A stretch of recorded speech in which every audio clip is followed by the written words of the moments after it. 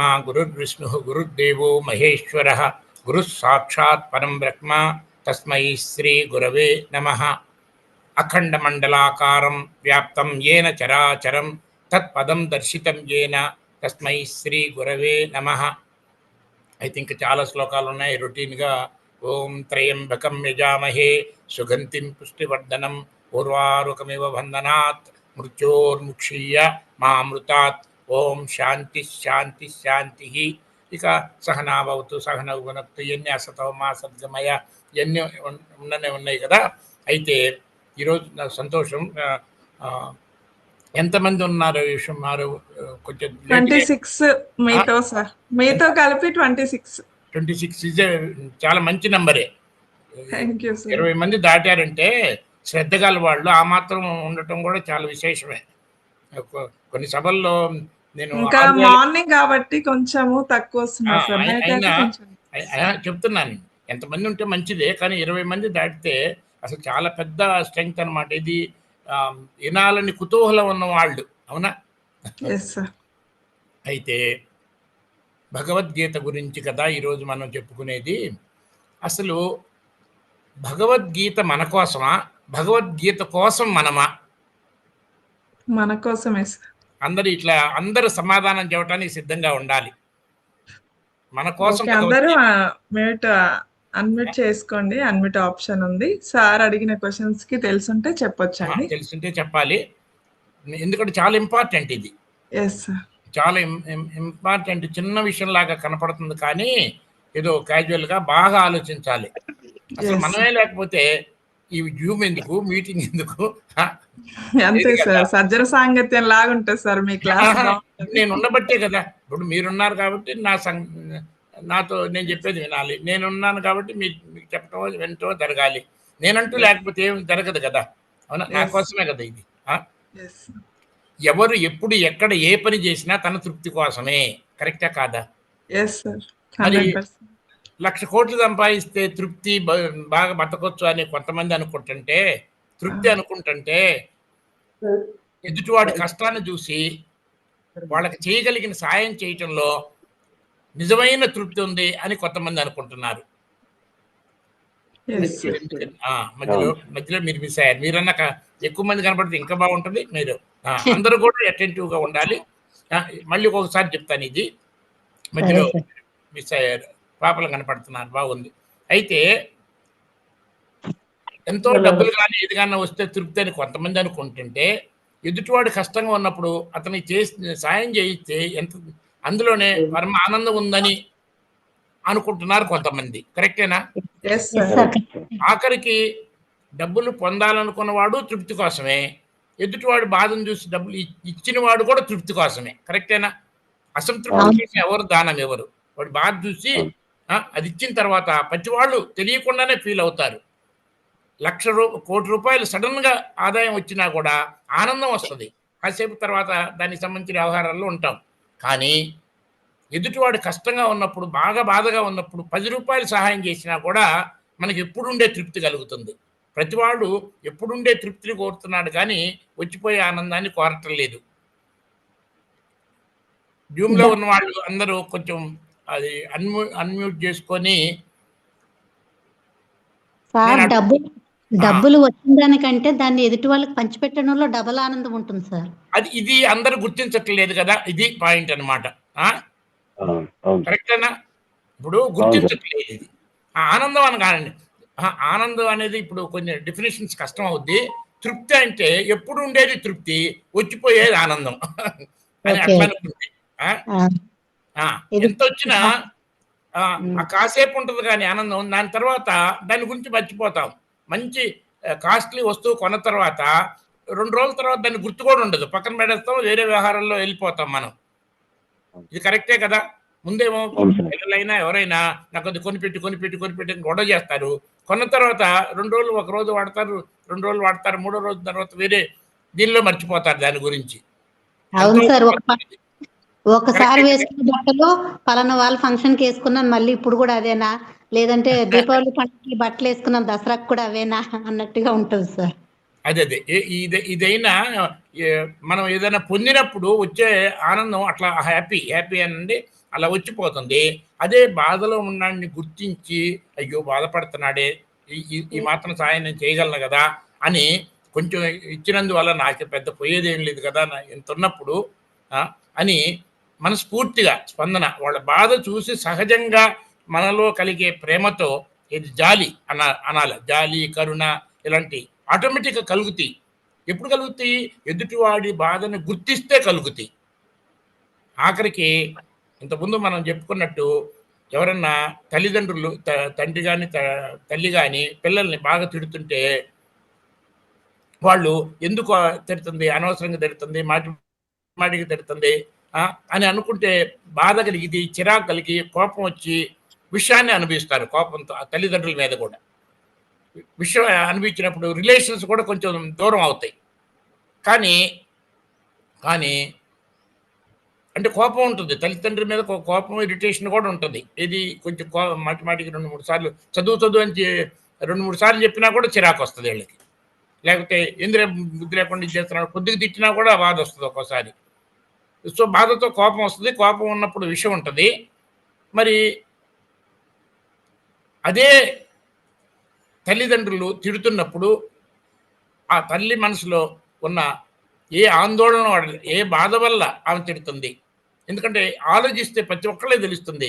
అమ్మ కానీ నాన్న కానీ ఎవరైనా సరే మనకు కొంచెం ఇబ్బంది కలిగిస్తున్నారంటే, కోపపడుతున్నారంటే వాళ్ళ మనసులో ఏదో బాధ, ఏదో ఒత్తిడి ఉంటే తప్ప మన మీద కోపపడరు.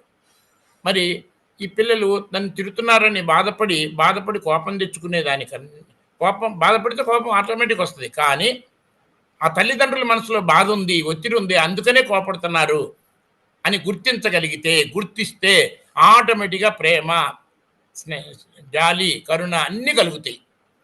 సో ఇక్కడ మన సహజమైన ప్రేమ బయటికి ఎందుకు రావటం లేదు అంటే ఎదుటి వాళ్ళ బాధని మనం గుర్తించట్లేదు కాబట్టి. సో గుర్తిస్తే చాలు. ఇదొక్కటి ఉంటే ఎవరైనా, ఆఖరికి ఒక దొంగ అయినా సరే దొంగతనం చేస్తున్నాడంటే ముఖ్యంగా బిగినింగ్లో వాడు అట్లా లేకపోతే బతకలేమని దీంతో స్ట్రగుల్ ఫర్ ఎగ్జిస్టెన్స్ అంటే బతకలేమని భయంతో తప్పులు చేస్తారు. కానీ మొదట్లో ఎవ్వరు కూడా, తర్వాత ఏమో అది అలవాటుగా మారిపోద్ది, అది స్వభావంగా మారిపోద్ది. కానీ బిగినింగ్లో మాత్రం ఏ ఒక్కళ్ళు కూడా బాధ లేని వాళ్ళు, భయం లేని వాళ్ళు, ఎట్లయినా బతకగలమని ఆలోచించే వాళ్ళు ఎవ్వరు కూడా దొంగతనాలు చేయటం కానీ ఏమీ చేయరు.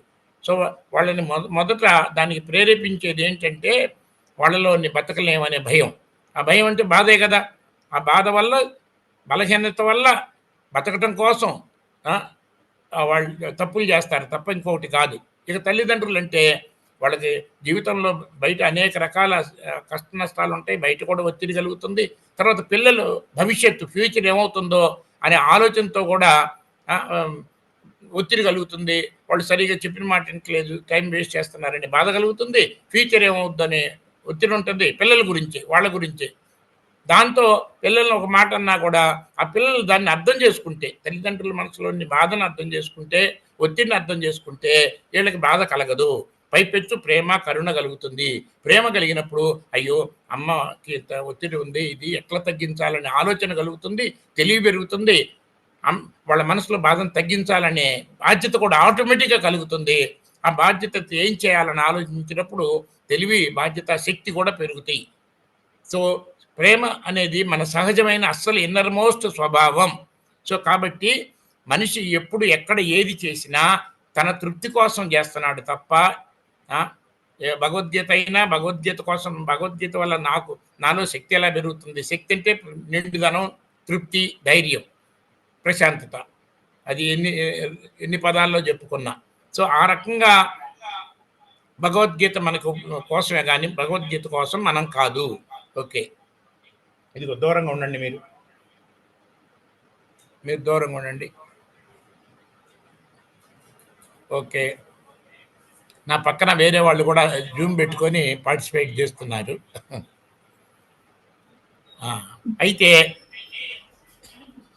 గురు బ్రహ్మ, గురు విష్ణు, గురుదేవో మహేశ్వర, గురు సాక్షాత్ పరబ్రహ్మ అనే శ్లోకంతో స్టార్ట్ చేశాం కదా. ఇందులో ఈ శ్లోకంలో గురు బ్రహ్మ అని స్టార్ట్ అయింది, గురు సాక్షాత్ పరబ్రహ్మ అనేది ఎండ్ అయింది. సో బ్రహ్మతో స్టార్ట్ అయ్యి పరబ్రహ్మతో ఎండ్ అయిన ఈ శ్లోకంలో నేను ఇంతకుముందు జూమ్ చేసినప్పుడు కూడా అడిగేవాడిని, ఈ బ్రహ్మకి పరబ్రహ్మకి తేడా ఏంటి అని. ఎవరు చెప్తారు? హలో, బ్రహ్మకి పరబ్రహ్మకి తేడా.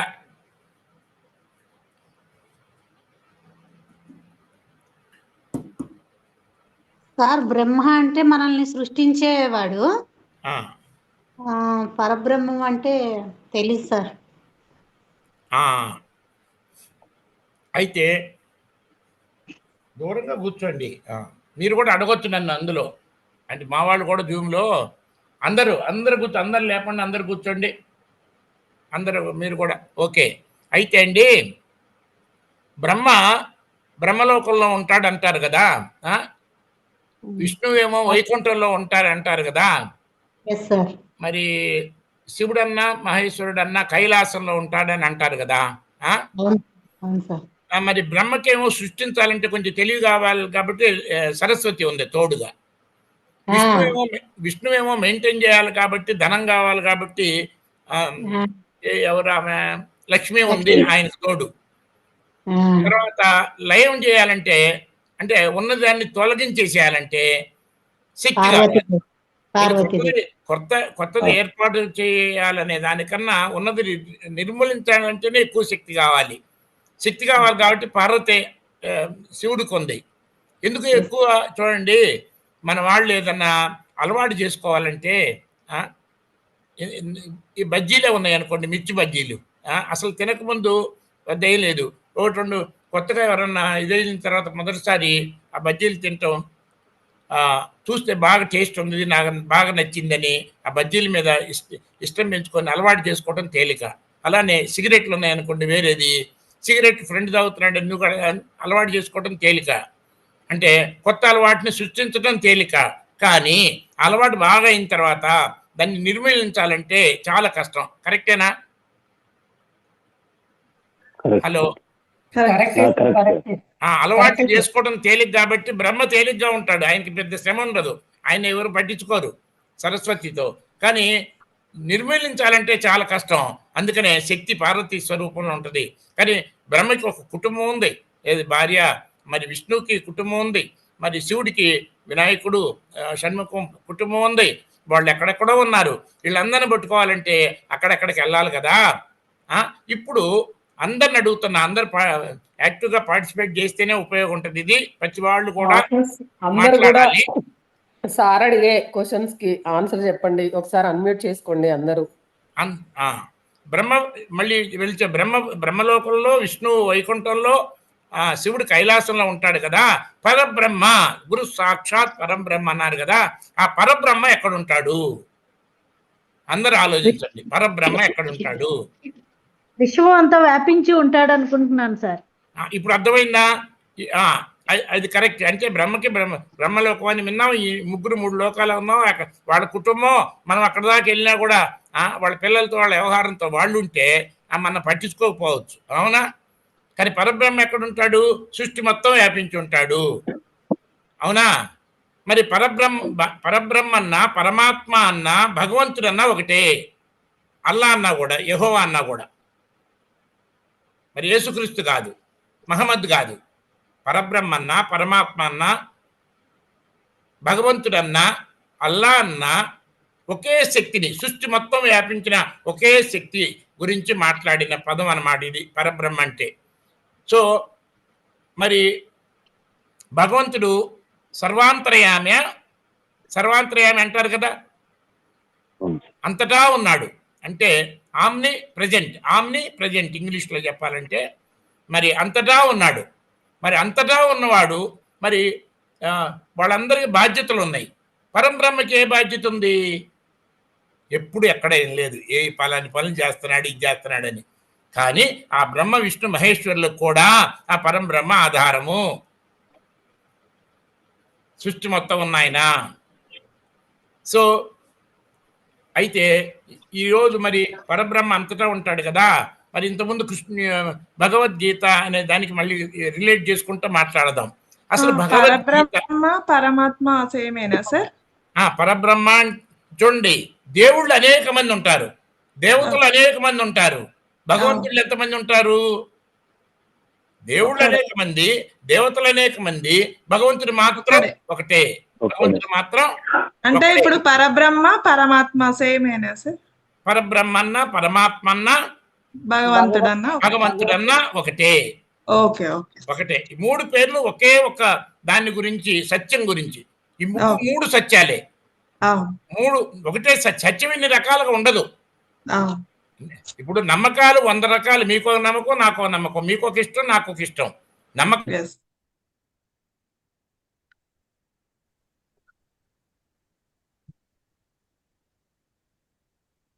సార్ ఏమంటున్నారంటే నమ్మకాలేమో మారేవి, సత్యం అనేది మారనిది, అందరికీ ఒకటే అని చెప్తున్నారు. ఏమైంది సారు వీడియో సిగ్నల్ పోయింది. మా సైడ్ బోనాలు కొంచెం సౌండ్ వస్తుంది, మైక్ ఆఫ్ చేసి.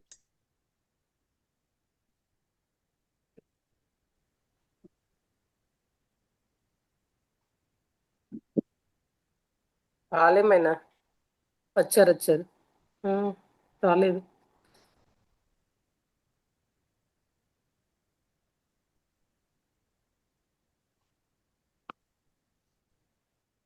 కాలేమైనా చేయమంటారు మరి?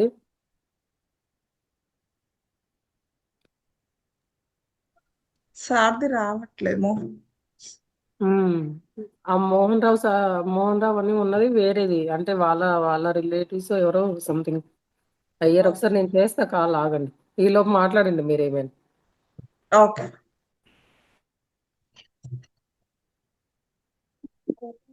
ఇప్పుడు సార్ చెప్పిన దాంట్లో ఏంటంటే దేవుళ్ళు అనేక రకాలు, చాలా మంది మనకు ఉన్నారు కదా. మనకి భగవద్గీతలో ఏం చెప్పారంటే అక్కడ పలానా దేవుడు ఈశ్వరుడు అని చెప్పలేదు, అక్కడ భగవాను వాచ అని చెప్పారనమాట. అంటే అక్కడ భగవంతుడు అనేసి సత్యం అనేసి ఇక్కడ సార్ చెప్పారు ఇప్పటి వరకు జరిగిన క్లాస్ లో. భగవంతుడు అనేసి ఉన్నది అనేసి అది సత్యం. ఇప్పుడు గాలి ఎట్లా అంటే అది సత్యం ఎట్లనో, భగవంతుడు ఉన్నాడు అంటే భగవంతుడు కూడా ఒక సత్యం అన్నమాట. ఇప్పుడు వేరేది వస్తున్నాయి పోతున్నాయి, అవి నిశ్చలమైన అనిశ్చితి అని అంటారు. అంటే వస్తుంటాయి పోతుంటాయి కాబట్టి వాళ్ళకి చలనము ఉంది అన్నమాట. ఇది సత్యం ఒకటే ఉంటది, కొన్ని అవును కాదు ఉంటాయి. కాబట్టి సత్యం ఏంటంటే అవును ఒకటి మాత్రమే, దానికి ఇంకోటి వేరేది ఉండదు అనేసి ఇక్కడ చెప్తున్నారండి. ఇంకా బ్రహ్మ విష్ణు మహేశ్వరులు వాళ్ళు ఏంటంటే సృష్టికర్తలు అని చెప్తున్నారు. వాళ్ళు కూడా ధ్యానం చేస్తారు. అంటే వాళ్ళు కూడా మనం ఏంటంటే పూర్ణాత్మ నుంచి అంశాత్మలు జీవాత్మలాగా మనకు విడివడి ఉన్నాం కాబట్టి మనందరం, వాళ్ళు ఇప్పుడు దేవుళ్ళు కూడా ధ్యానం చేసి పూర్ణాత్మ లయం అవ్వడానికి అన్నమాట. మనం కూడా మనం అంశాత్మలాగా వచ్చినాం కదా, మనది ఏంటి అసలు, మనం ఎక్కడి నుంచి వచ్చాం తెలుసుకోవడానికి. ఎవరు చెప్పండి? వస్తున్నారు సారు, వేరే దాంట్లోంచి అవుతున్నారు మేడం. Okay okay madam. ఇక్కడ పూర్ణాత్మ అంటే ఇప్పుడు మనకున్న దేవుళ్ళు కూడా పూర్ణాత్మ నుంచి వచ్చిన వాళ్ళే కాబట్టి, ఇప్పుడు పార్వతీదేవి గాని శివుడు గాని, ఇప్పుడు మనకు వచ్చిన చాలా మంది దేవుళ్ళు కూడా వాళ్ళు కూడా ధ్యానం చేస్తారు. వాళ్ళు ఎవరి కోసం ధ్యానం, మనం ఏమంటాం, మనకు తెలియనప్పుడు ఏం చేస్తాము, ఈశ్వరుడు దేవుడు అనుకుంటాము. కానీ ఆయన కూడా పూర్ణాత్మ నుంచి వచ్చిన అతనే, ఆయన సోల్ కూడా పూర్ణాత్మ నుంచి వచ్చిందే అన్నమాట. ఇప్పుడు ఈశ్వరుడు బ్రహ్మ విష్ణు ముగ్గురు త్రిమూర్తులు త్రిమాతలు అందరూ కూడా పూర్ణాత్మ నుంచి వచ్చిన వాళ్ళే. కాబట్టి అందరికీ ఒక పూర్ణాత్మ ఉంటుంది. ఆ పూర్ణాత్మని ఐక్యం అవ్వడం, అది ధ్యానం చేయడం. వాళ్ళు శివుడు ఓకే సార్, అన్మ్యూట్ చేసుకోండి సార్. అన్మ్యూట్ చేయండి సార్, ఒకసారి బటన్ ప్రెస్ చేయండి.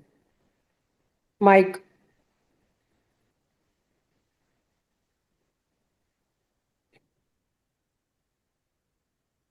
కాలేదు సార్.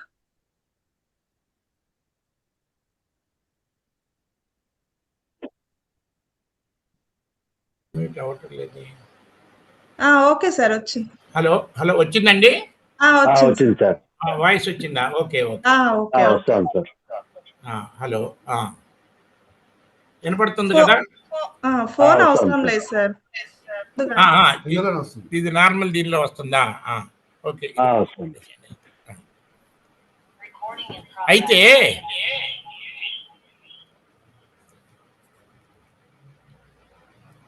ఇప్పుడు భగవద్గీత అనే పదానికి అర్థం ఇంతకుముందు చెప్పుంటాను, ఎవరన్నా చెప్పగలరా? భగవత్ అంటే ఏంటి, గీత అంటే ఏంటి? భగవంతుడి నుంచి వచ్చిన జ్ఞానం. ఆ? భగవంతుని మనకు అందించబడిన జ్ఞానం సార్. అయితే ఇప్పుడు భగవంతుడి చేత అందించబడిన జ్ఞానం అంటే మీరు చెప్పిన ప్రకారం, ఎందుకంటే పిరమిడ్ లో ఉన్నారు, పత్రిజీ ఎక్కువగా పూర్ణాత్మ అంశాత్మ అని చెబుతారు కాబట్టి ఆ మాటలు మాట్లాడుతున్నారు, బానే ఉంది. మరి భగవంతుడు పూర్ణాత్మే కదా, సృష్టి మొత్తం వ్యాపించిన వాడే కదా, భగవంతుడు అన్నా పరమాత్మ అన్నా ఒకటే కదా. మరి ఆ భగవంతుడిని స్పష్టంగా మనం తెలుసుకోకుండా భగవంతుడు చెప్పిన మాట ఎట్లా తెలుస్తుంది? భగవంతుడి గురించి అయినా పరమాత్మ గురించి అయినా లేకపోతే ఈవెన్ పరబ్రహ్మ అనే కానీ స్పష్టంగా మనకు తెలుసా? సత్యమన్నా బ్రహ్మ విష్ణు మహర్షులు రకరకాల పనుల్లో ఉంటారు అంటే, ఆయన కూడా అవతారాలు ఎత్తుతారంటే వాళ్ళకు కూడా మార్పు ఉందంటే మారేదేది సత్యం కాదు. మారేదేది సత్యం కాదు, మార్పు లేనిదే సత్యం. కానీ బ్రహ్మ విష్ణు మనుషులకి పనులు వ్యవహారాలు ఉంటే ఉండొచ్చు, కానీ పరబ్రహ్మకి సృష్టి మొత్తం వ్యాపించి ఉన్న ఆయనకి ప్రత్యేకంగా పనేంటి? ఆయన మార్పు ఎక్కడ ఉంటాడు? సో పుట్టుక లేని, మార్పు లేని, నాశనం లేని, ఏ బాధ్యత ప్రత్యేకంగా లేని, అన్నిటికీ ఆధారంగా ఉన్న పరబ్రహ్మ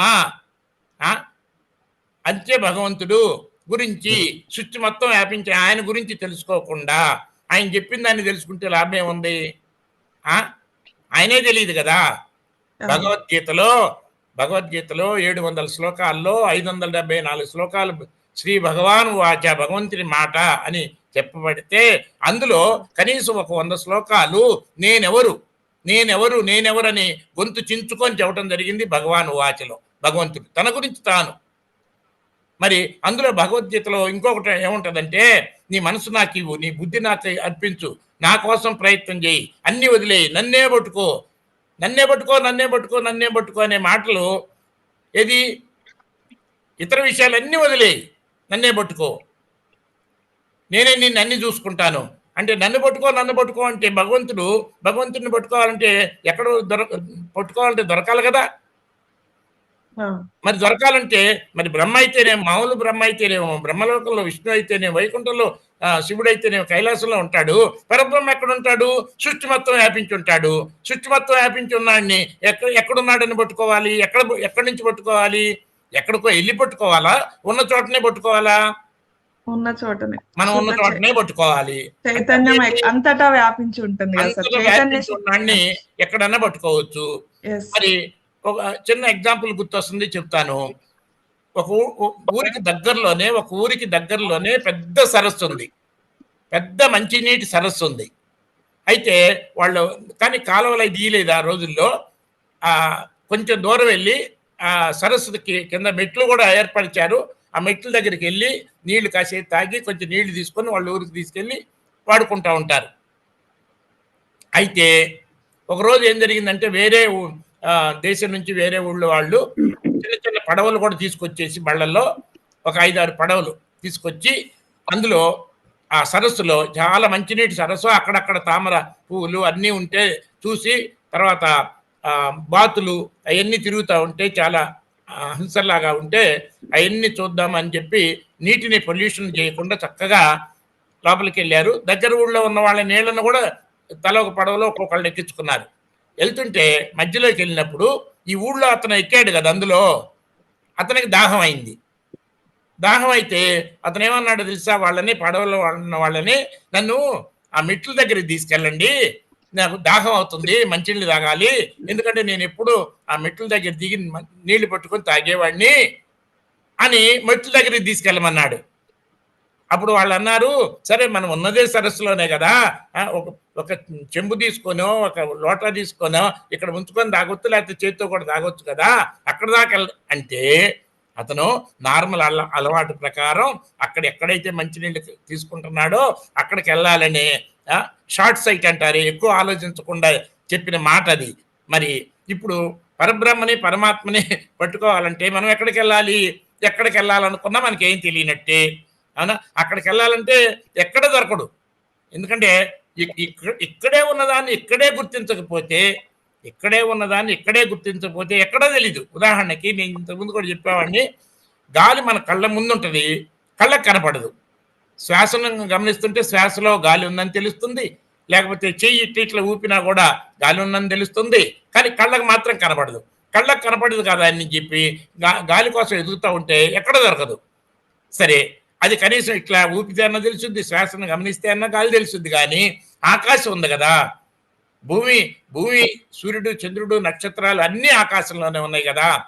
ఈ భూమి మొత్తం ఆకాశంలో ఉంది, అందులో మనం ఉన్న కూడా ఆకాశంలోనే ఉన్నాం కదా. ఆకాశం ఇట్లన్నా తెలియదు, అవునా?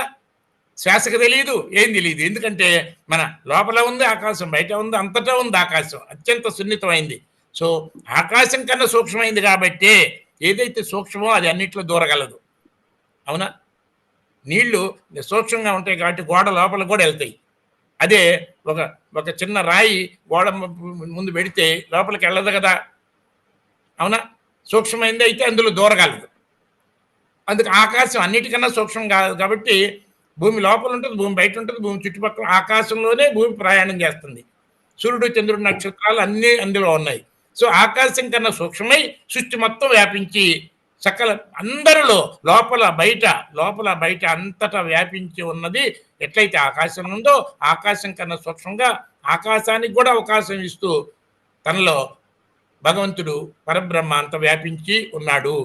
మరి అలాంటప్పుడు జీరో డిస్టెన్స్లో ఉన్న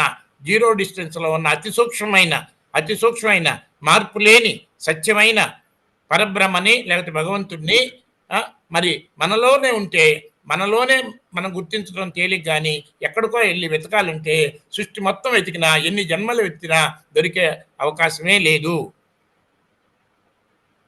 ఎవరు ఇంటరాక్ట్ అవుతున్నారు? హలో అవుతున్నారు సార్ అందరూ. అయితే ఎక్కడ పట్టుకుందాం భగవంతుడిని? ముందు భగవంతుడు తన గురించి తాను చెప్పాడు, ఏది తను ఎక్కడున్నాడు, తను ఏమేం చేస్తుంటాడు అని. మరి భగవద్గీతలో కొంతమంది ఇది ఉంది కదా, ఇప్పుడు ఈవెన్ ఆఖరికి ఆ భగవంతుడిని తెలుసుకోవటం కూడా ఎవరి కోసం చెప్పండి? మన కోసమే కదా. నా అంటున్నా అంటే మీకోసం, మీరు కూడా అదే మాట, నా కోసమే. ఈ జూమ్ మీటింగ్ కూడా నా కోసమే, భగవంతుడిని తెలుసుకోవడం కూడా నా కోసమే. మరి దానివల్ల ప్రయోజనం ఏంటి అసలు? మనకు అసలు నా కోసం అంటే నాకు అతి ముఖ్యంగా కావాల్సింది ఏంటి? అది ప్రొవైడ్ చేస్తే చిన్న విషయాలు అయితే మనమే సంపాదించుకుంటున్నాం. దాన్ని మించింది ఏదో ఇది దేవుడు, మామూలు దేవుడి దగ్గరికి వెళ్ళిన దేవుళ్ళు అనేకం, భగవంతుడు ఈ దేవుళ్ళందరూ కూడా ఆధారమైంది భగవంతుడు. అయితే ఇక్కడ ఒకటే, ప్రతి ఏ జీవి కూడా ఏది చిన్న దోమ దగ్గర నుంచి పెద్ద ఏనుగు దగ్గర నుంచి ఇప్పుడున్న 800 కోట్ల మనుషులు ఏ ఒక్క మనిషి కూడా చనిపోవడానికి ఇష్టపడడు. 24 గంటలు అది లేకపోతే బతకలేము, ఇది లేకపోతే బతకలేము అని టెన్షన్ పడతా ఉంటారు. ఏది అసలు ఇది ఉంటే ఈ జబ్బు రాతుంది, ఇది ఉంటే ఆరోగ్యం బాగుంటుంది అంటే ఆరోగ్యం దేనికోసం? బతకడం కోసం. దీని ఎందుకోసం? బతకడం కోసం. అంటే ప్రతి ఏ ఒక్క జీవి కూడా యథార్థంగా చూసుకుంటే అసలు ఎప్పుడైతే ఎవరైతే సూసైడ్ కానీ డిప్రెషన్ చచ్చిపోతే బాగుండని ఎవరు అనుకుంటారంటే, శారీరకంగా మానసికంగా ఉన్న బాధల్ని, ఒత్తిడిని భరించలేక చచ్చిపోతే ఈ గొడవలు ఉండవు కదా అని డిప్రెషన్లో అనుకుంటాడు తప్ప, తెలివిగా ఉన్నవాడు, జ్ఞానంతో ఉన్నవాడు, కొంచెమన్నా ధైర్యంగా ఉన్నవాడు ఎవరు కూడా చనిపోతే బాగుండదని అనిపించడు. ఎందుకంటే ఏ ఒక్క మనసు కూడా చిన్న జీవులకి మనసు తక్కువ ఉండొచ్చేమో కానీ చిన్న దోమ దగ్గర నుంచి పెద్ద ఏనుగు దగ్గర నుంచి ఏ ఒక్క జీవి కూడా మరణాన్ని ఇష్టపడదు. మరణాన్ని తప్పించుకోవటానికే ఎన్ని రకాల ప్రయత్నాలన్నా మామూలు మనుషులైతే తాను కాపాడుకోవటానికి, అంటే తన ప్రాణాన్ని కాపాడుకోవటానికి అవసరమైతే 10 మందిని 100 మందిని చంపడానికి రెడీ అవుతాడు తప్ప తను మరణించడానికి మాత్రం నువ్వు ఇది చేయకపోతే నువ్వు చంపేస్తావంటే తను బతకడం కోసం, తన ప్రాణాలను కాపాడు కోసం 10 మంది చంపిరామన్నా చంపేస్తాడు. ఇప్పుడు ఈ రోజుల్లో జరుగుతున్నాయి కూడా అదే. అంటే ప్రతి ఒక్కళ్ళు కోరుకునేది మరణం లేని స్థితి. మరణం అంటే భయం. మరి అలాంటప్పుడు నార్మల్గా ఏది భగవద్గీతను మనకు అందించిన నార్మల్గా కృష్ణుడి ద్వారా వచ్చింది. కృష్ణుడి సందేశం కాదుగా, కానీ భగవంతుడి సందేశమే కృష్ణుడి ద్వారా వచ్చింది. మరి అంతటి కృష్ణుడు కూడా మరి ఆయన కూడా పుట్టి పెరిగి మార్పు చెంది మరణించడం జరిగింది. రాముడు కూడా పుట్టి పెరిగి మార్పు చెంది శరీరం వదిలిపెట్టడం జరిగింది. శంకరాచార్యులు లాంటి వాళ్ళు కూడా వచ్చిపోవడం జరిగింది. యేసుక్రీస్తు వీళ్ళు కూడా అవతారాలుగా వచ్చి దేవుళ్ళు అని అనుకుంటున్నారు, గౌరవిస్తున్నారు, తప్పులేదు. కానీ వాళ్ళు కూడా ఏ ఒక్కళ్ళు లేరు, అందరూ మరణించారు. అలాంటప్పుడు ఇంతమంది మహానుభావులు అనుకున్న వాళ్ళు, గొప్పవాళ్ళు అనుకున్న వాళ్ళు కూడా ఏ ఒక్కళ్ళు కూడా ప్రాణంతో లేరే, అందరూ మరణం తప్పదే. అలాంటప్పుడు నేను మరణం లేకుండా ఉండాలనే కోరిక పిచ్చి కోరిక అవుతుందా? అలాంటప్పుడు నా ఒక్కడికే ఆ కోరిక ఉంటే నన్ను పిచ్చివాడు అనొచ్చు. కానీ ఈ కోరిక అందరిలో ఉన్నప్పుడు, ఈ కోరిక నేను శాశ్వతంగా మరణం లేకుండా ఉండాలి, ఎట్లా బతకాలని ఆలోచిస్తున్నానంటే, బతకాలంటే చావును తప్పించుకోవడానికి ప్రయత్నం. అది ఆరోగ్యమైనా, బలమైనా, చదువులైనా, డబ్బులైనా ఇదైనప్పుడు మరి అందరిలో బతకాలనే కోరుకున్నప్పుడు మనకి కావాల్సిన మెయిన్ ప్రయోజనం ఏంటంటే నేను శాశ్వతంగా ఉండాలి అనేది ఈ మనసు, ప్రతి మనసు కోరుకునేది. మనసు నేను ఆధారం చేసుకున్న ఈ మనసు, ఈ మారే మనసు కూడా ఎప్పుడూ కోరుకునేది నేను శాశ్వతంగా ఉండాలి అనేది. మరి నేను శాశ్వతంగా ఉండాలి అంటే మరణం లేకుండా ఉండాలి అనేది. మరి ఈ కోరిక నెరవేరే దానికోసం, అంటే నేను మరణం నుంచి లేకుండా ఉండేదాని కోసం నాకు భగవద్గీత కానీ, భగవద్గీత గురించి కానీ, భగవంతుడి గురించి కూడా నాకు అవసరం లేదు. ఏది నేను మనందరిలో నేను ఉందో ఆ నేను మరణించాలి అని ఏ మనసు అంగీకరించదు. సో మనం కోరుకున్న అత్యున్నతమైన ప్రయోజనం ఏంటంటే భగవద్గీత ద్వారా మరణం లేకుండా ఉండటం. మరి ఇది సాధ్యం అంటే మరి భగవద్గీతలో 13వ అధ్యాయంలో 13వ శ్లోకంలో జ్ఞేయం యత్ ప్రవక్ష్యామి యజ్ఞాత్వా అమృతమశ్నుతే, ఏమి తెలుసుకుంటే మరణం లేని స్థితిని నువ్వు అనుభవిస్తావో దాన్ని నేను చెబుతున్నాను అని 13వ అధ్యాయం 13వ శ్లోకంలో ఒక పుస్తకంలో, 12వ శ్లోకంలో వేరే పుస్తకంలో ఒక శ్లోకం నెంబర్ తేడా వస్తుంది. ఓకే, మరి 7వ అధ్యాయం 29వ శ్లోకంలో జరా మరణ మోక్షాయ మాం ఆశ్రిత్య యతంతియే తే బ్రహ్మదత్ విధు కృష్ణం అధ్యాత్మం కర్మచాకిలం, మరణాన్ని ముసలితనం లేకుండా ఉండటం కోసం నన్ను ఆశ్రయించిన వాడికి అన్నీ తెలుస్తాయి వ్యవహారాలన్నీ అన్నాడు. ఇది 7వ అధ్యాయం 29వ శ్లోకంలో దేన్ని దాటిపోవటానికి?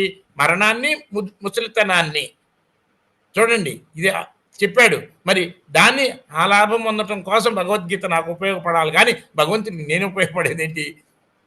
ఆయనకి అన్నీ అవి పెట్టేసి ఉన్నాయి కూడా మనం పోగొట్టుకోవటం. మరి భగవంతుడు మరి నేను అనేది శాశ్వతంగా ఉండటానికి భగవద్గీత మనకి ఎట్లా ఉపయోగపడుతుంది?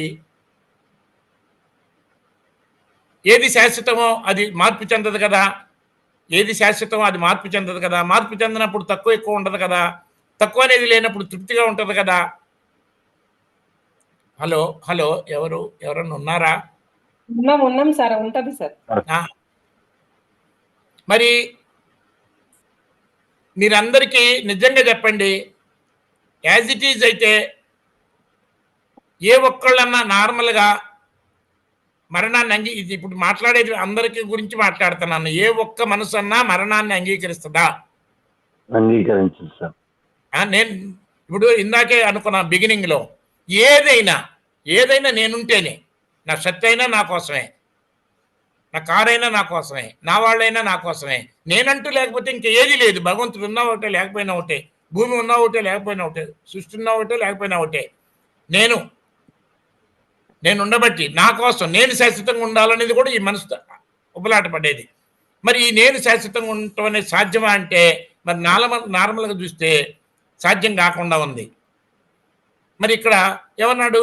ఏమి తెలుసుకుంటే మరణం లేని స్థితిని అనుభవిస్తావో, ఏమి తెలుసుకుంటే నన్ను పట్టుకుంటే ముసలితనాన్ని కూడా లేకుండా చేసుకుంటా ఉంటావు. అది నేను చెబుతున్నాను. నన్ను పట్టుకుంటే ఇవన్నీ నీకు తెలిసి వస్తాయి అన్నాడు. అంటే నన్ను పట్టుకుంటే భగవంతుని తెలుసుకుంటే అని. మరి భగవంతుని తెలుసుకోవాలంటే మరి భగవంతుడు అంతర్లో ఉన్నారు, మనలో ఉన్నారు, మార్పు లేకుండా సత్యమై ఉన్నాడు కదా. మనలో ఉన్న సత్యాన్ని తెలుసుకున్నా ఆయన తెలుసుకుంటే మనకి ఎలాంటి ప్రయోజనం కలుగుద్దో, మనలో ఉన్న సత్యాన్ని అంటే మనలో ఉన్న భగవంతుని తెలుసుకుంటే భగవంతుడు శాశ్వతం కాబట్టి, భగవంతుడికి పరిమితి లేదు కాబట్టి మనకి ఆ భగవంతుడికి ఏంటి రిలేషన్ అనేది స్పష్టంగా తెలుసుకోవచ్చు.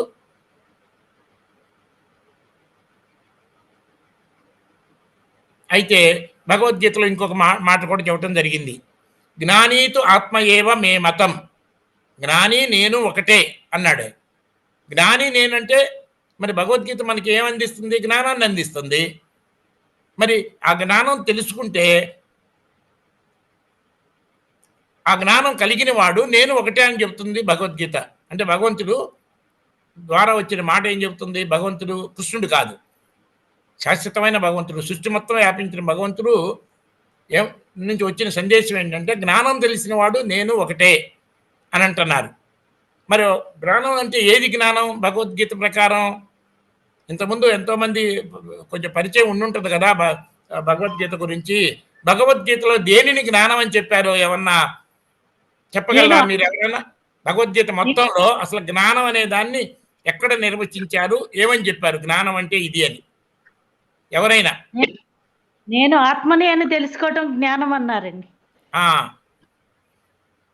నేను ఆత్మని అని తెలుసుకోవటం జ్ఞానం అన్నారు. మీరు భగవద్గీతలో నుంచి చూసారా, వేరే విని చెప్తున్నారా? విని చెప్పటమే. విని చెప్పటమే. అయితే భగవద్గీత ఏమో భగవంతుడి ద్వారా వచ్చిన సందేశం, భగవంతుడి సందేశం, కృష్ణుడి సందేశం అని ఏ భగవద్గీతలో కూడా రాయలేదు. దేవతలు అనేక మంది ఉన్నా, బ్రహ్మ విష్ణు మహేశ్వరులు అధిష్టాన దేవతలైనా వాళ్ళు కూడా దేవతలే. సరస్వతి, లక్ష్మి, దుర్గాదేవి వీళ్ళు కూడా దేవతలే. వీళ్ళు అనేక మంది ఉన్నారు, కానీ భగవంతుడు మాత్రం ఒకటే. మరి భగవంతుడు ఒకటే అన్నప్పుడు భగవంతుడు అన్నా పరమాత్మ అన్నా పరబ్రహ్మ అన్నా ఒకటే. మరి అలాంటప్పుడు మరి భగవంతుడు అంటే ఆత్మ అన్నారు కదా. మనలో అసలు ఒక మాట, మీరు ఎప్పుడైనా ఆత్మ అనే దాన్ని మీరు జీవితంలో ఆ పదాన్ని విడిగా వాడారా? క్లాసులో తప్ప ఏ ఒక్కళ్ళైనా?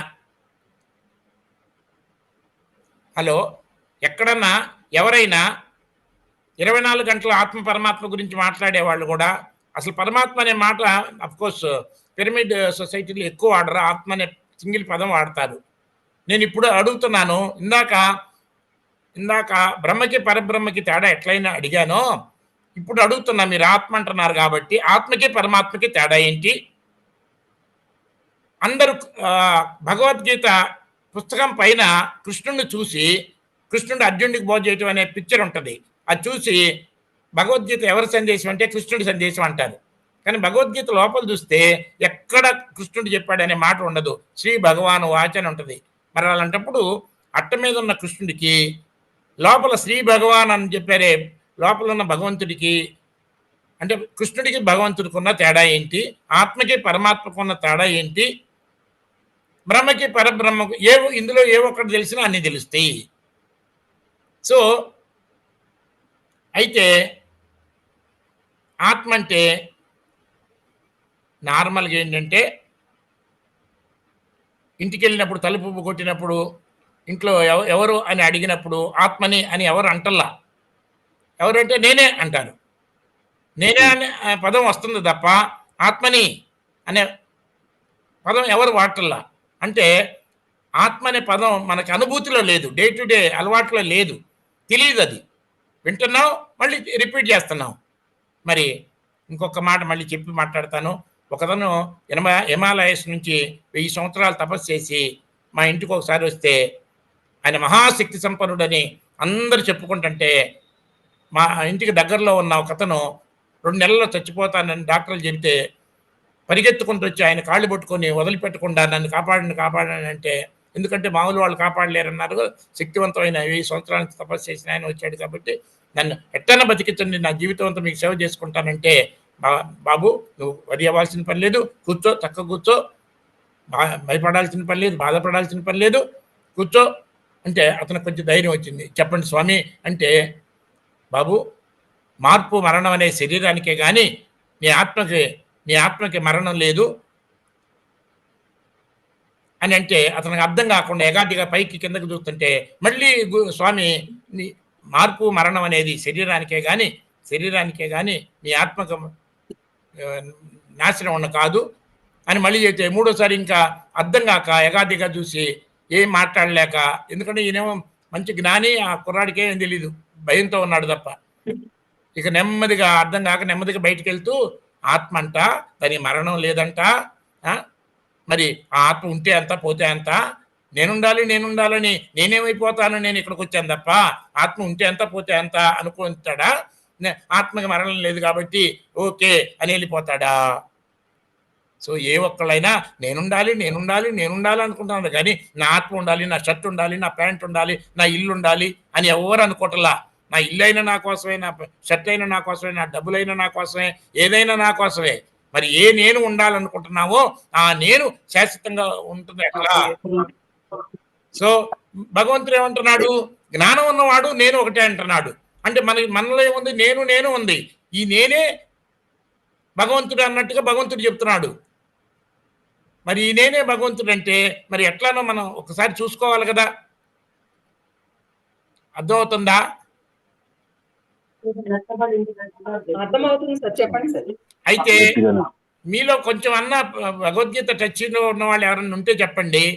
4వ అధ్యాయం జ్ఞాన యోగం అని ఉంటది, 7వ అధ్యాయంలో జ్ఞాన విజ్ఞాన యోగం అని ఉంటది. అవునా? కొంచెం టచ్ ఉన్న వాళ్ళు ఉన్నారా భగవద్గీతలో? ఇందులో ఎవరన్నా?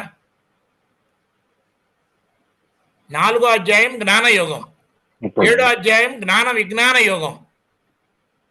అవునండి, అలాగే ఉంటుంది. అలా ఉంటది.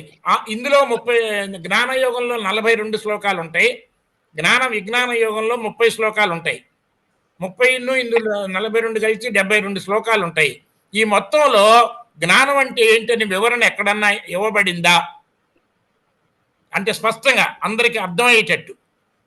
ఇండైరెక్ట్గా అనేక చోట్ల ఉంటుంది, అర్థమయ్యేటట్టు ఉన్నట్టు అనిపించిందా ఎక్కడన్నా? జ్ఞానయోగం 7వ శ్లోకం, విజ్ఞాన యోగం 7వ శ్లోకం, జ్ఞానయోగం 4వ శ్లోకం, 4వ అధ్యాయం. అయితే మనకు అర్థమయ్యే విధంగా కర్మయోగంలో జ్ఞానం గురించి ఒక శ్లోకంలో ఉన్నది. దాన్ని ఒకసారి చూద్దామా? Okay sir. చూద్దామా? Okay sir.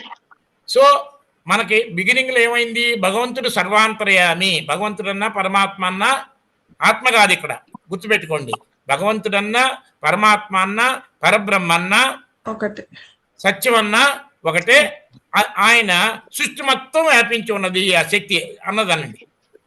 సృష్టి మొత్తం వ్యాపించిన పరబ్రహ్మన పరమాత్మ అన్నా భగవంతుడన్నా సత్యం అన్నా ఒకటే. సో దీని గురించి మనం 4వ అధ్యాయంలో నాకు తెలిసినంత వరకు అంత క్లారిటీగా లేదు, 7వ అధ్యాయంలో జ్ఞాన విజ్ఞాన యోగంలో అంత క్లారిటీగా లేదు. కర్మయోగంలో 42వ శ్లోకంలో ఏముంది? రెడీ అయినా అందరూ? Ready sir. కానీ ఒకళ్ళిద్దరు స్పందన కనపడుతుంది. అయితే నేను భగవద్గీత అసలు భగవద్గీత మీరు పెద్ద పెద్ద పుస్తకాలు చూసుంటారు కదా, ఇదిగోండి కంప్లీట్ భగవద్గీత. అసలైతే సైజ్ చూడండి, కనపడుతుందా? కనబడుతుంది సార్. నేను చూపించిన పుస్తకం చూడండి, ఇట్లా నమస్కారం లాగా పెడితే అసలు పుస్తకం ఉందో లేదో కూడా తెలియదు. నా జేబులో పెడితే ఈ జేబులో దాదాపు 20 భగవద్గీత పుస్తకాలు పెట్టచ్చు. కంప్లీట్ 700 శ్లోకాలు ఉన్నాయి, 701 లేదు. ఈ పుస్తకంలో 700 శ్లోకాలు ఉన్నాయి. గోరఖ్పూర్ ప్రెస్ వాళ్ళే ప్రింట్ చేసిన ఈ పుస్తకం. అర్థమవుతుందా? ఇది కాక మీరు భగవద్గీత ఎంతంత చూసుంటారు, లావులావి కూడా చూసుంటారు. ఎందుకంటే ఇందులో శ్లోకాలు మాత్రమే ఉన్నాయి, అర్థాలు కానీ తాత్పర్యం కానీ లేదు. సో అయితే ఇంకొక మాట కూడా, ఇందులో భగవద్గీతలో 5వ అధ్యాయంలో 4వ శ్లోకం 5వ శ్లోకంలో గురించి, అందులో 4వ శ్లోకం ఒకటి చెప్తాను. సాంఖ్యయోగం వేరు కాదు, కర్మయోగం వేరు కాదు. ఏ ఒక్కదాన్ని సరిగా అర్థం చేసుకొని ఆచరణలో పెడితే రెండింటి ప్రయోజనం ఉంటుంది. సాంఖ్యయోగం వేరు కాదు, జ్ఞానయోగం వేరు కాదు, కర్మయోగం వేరు కాదు. ఏ ఒక్క అధ్యాయాన్ని చక్కగా అర్థం చేసుకొని ఆచరణలో పెడితే అన్నిటిని ఆచరించిన ప్రయోజనం ఉంటుందని 5వ అధ్యాయం 4-5 శ్లోకాల్లో వివరించడం జరిగింది. అంటే ఇది 18 అధ్యాయాలు. 18 అధ్యాయాలు కలిసి ఈ పుస్తకం 700 శ్లోకాలు. ఇందులో ఏమంటున్నారు? ఏ ఒక్క అధ్యాయం సరిగా చదివినా కూడా అర్థం చేసుకొని ఆచరణలో పెట్టినా నీకు అన్నిటి ప్రయోజనం ఉంటుందన్నారు. ఇప్పుడు ఇందులో 12 అధ్యాయం 20 శ్లోకాలే, 15 అధ్యాయం 20 శ్లోకాలే, 16 అధ్యాయం 24 శ్లోకాలే, కొన్ని అయితే 28 శ్లోకాలు 2 ఉన్నాయి, 29 శ్లోకాలు ఒకటి ఉంది, 30 శ్లోకాలు ఉన్నాయి. 30 లోపు అంటే 20 నుంచి 30 లోపు చాలా అధ్యాయాలు ఉన్నాయి. ఏ ఒక్క అధ్యాయం 20 చదివితే మనకి కంప్లీట్ భగవద్గీత చదివిన ప్రయోజనం దొరుకుతుంది అని చెప్పడం జరిగింది. అయితే ఇప్పుడు మనం జ్ఞానం గురించి నాకు తెలిసినంతలో అంత క్లారిటీగా స్పష్టంగా జ్ఞానయోగం 4వ అధ్యాయంలో లేదు, విజ్ఞాన యోగం 7వ అధ్యాయంలో లేదు, కర్మయోగంలో చూడబోతున్నాం. మీరు అందరూ అలర్ట్గా ఉంటే ఓకే. నేను అడిగిన దాన్ని సమాధానం చెప్తారా? శరీరం గొప్పదా? శరీరం ఎక్కువ ఇంపార్టెంటా? ఇంద్రియాలు ఎక్కువ ఇంపార్టెంటా? అంటే శరీరం ఎక్కువ శక్తివంతమైందా? శరీరం ఎక్కువ శక్తివంతమైందా? కళ్ళు, చెవులు, ముక్కు ఇది వాసన చూస్తాయి కదా, పంచేంద్రియాలు అంటారు కదా. పంచేంద్రియాలు అంటారు కదా, అందులో కళ్ళు, చెవులు ఇవన్నీ ముఖ్యం కదా. ఈ పంచేంద్రియాలు గొప్పవా, శరీరం గొప్పదా? పంచేంద్రియాలు పనిచేస్తాయి. అంటే కళ్ళు చెవులు ఇవన్నీ పని చేయకపోతే శరీరం ఉన్నా ఒకటే, లేకపోయినా ఒకటే కదా. అర్థమవుతుందా? రెండు సమానమే. అర్థమవుతుంది, చెప్పండి సార్. అది కాదు, రెండు సమానమా? సమానం. కళ్ళును చెవులు ఇవన్నీ పంచేంద్రియాలు తీసేస్తే శరీరం ఉందనుకోండి. కొంతమంది ఉన్నారు కదా, ఇది గుడ్డి వాళ్ళు ఉన్నారు, మూగ వాళ్ళు ఉన్నారు. ఇది కొంతమంది పాపం మూగ ఉంది, గుడ్డి ఉంటుంది కూడా కొంతమందికి, అది కూడా ఉంది. అది చాలా రేర్ అనుకోండి. వాళ్ళు ఎంత దుర్భరమైన జీవితాన్ని గడపాల్సి వస్తుంది ఊహించగలమా మనం? మరి ఇప్పుడు ఒకసారి చెప్పండి, పంచేంద్రియాలు గొప్పవా, శరీరం గొప్పదా? పంచేంద్రియాలు గొప్ప. పంచేంద్రియాలు లేనప్పుడు శరీరాన్ని తీసి అవతల పడేయచ్చు, అవునా కాదో చెప్పండి. మరి రెండు సమానం అంటారేంటి? దాన్ని నడిపేది ఇదే కదా. మీరు బయటికి వెళ్ళాలంటే స్కూటర్ వేసుకెళ్ళాలా, బయటికి వెళ్ళాలంటే స్కూటర్ వేసుకెళ్ళాలా. కానీ మీరు లేకపోతే స్కూటర్ మిమ్మల్ని బయటికి తీసుకెళ్ళగలదా? తీసుకెళ్ళలేదు కదా. అంటే చచ్చిపోయిన శరీరమేమో ఆఫ్ చేసిన శరీరంతో చచ్చిపోయిన శరీరమేమో ఇంజిన్ స్టార్ట్ చేయకుండా ఉన్న స్కూటర్తో సమానం. ప్రాణం ఉండి నిద్రపోతున్న శరీరమేమో స్టార్ట్ చేసిన స్కూటర్తో సమానం. మరి స్కూటర్ స్టార్ట్ చేసినా సరే మనం ఎక్కి దాని మీద కూర్చొని నడపకపోతే అది కదులుద్దా? ప్రాణం ఉన్న శరీరం మన మనసు చెప్పకపోతే నడుచుద్దా? కాబట్టి గుర్తుపెట్టుకోండి, కేవలం శరీరం స్టార్ట్ చేయకపోయిన స్కూటర్ పనికి రాదు. స్టార్ట్ చేసినా దాన్ని మనం ఎక్కి వాడుకోకపోతే అదే పని చేయలేదు. అలానే ఇది స్టార్ట్ చేయకుండా శరీరం స్కూటర్తోనేమో చచ్చిపోయిన శరీరం సమానం, నిద్రపోతున్న శరీరమేమో స్టార్ట్ చేసిన ప్రాణం ఉంది, నడుస్తుంది, కానీ ఏం చేయలేదు. కానీ దాని మీద మనసు అనేది ఎక్కితే అప్పుడు ఈ శరీరాన్ని వాడుకోవటం మొదలెడుతుంది ఈ మనసు. మరి అయితే ఇప్పుడు ఎక్కడ ఆగాను ఇందాక?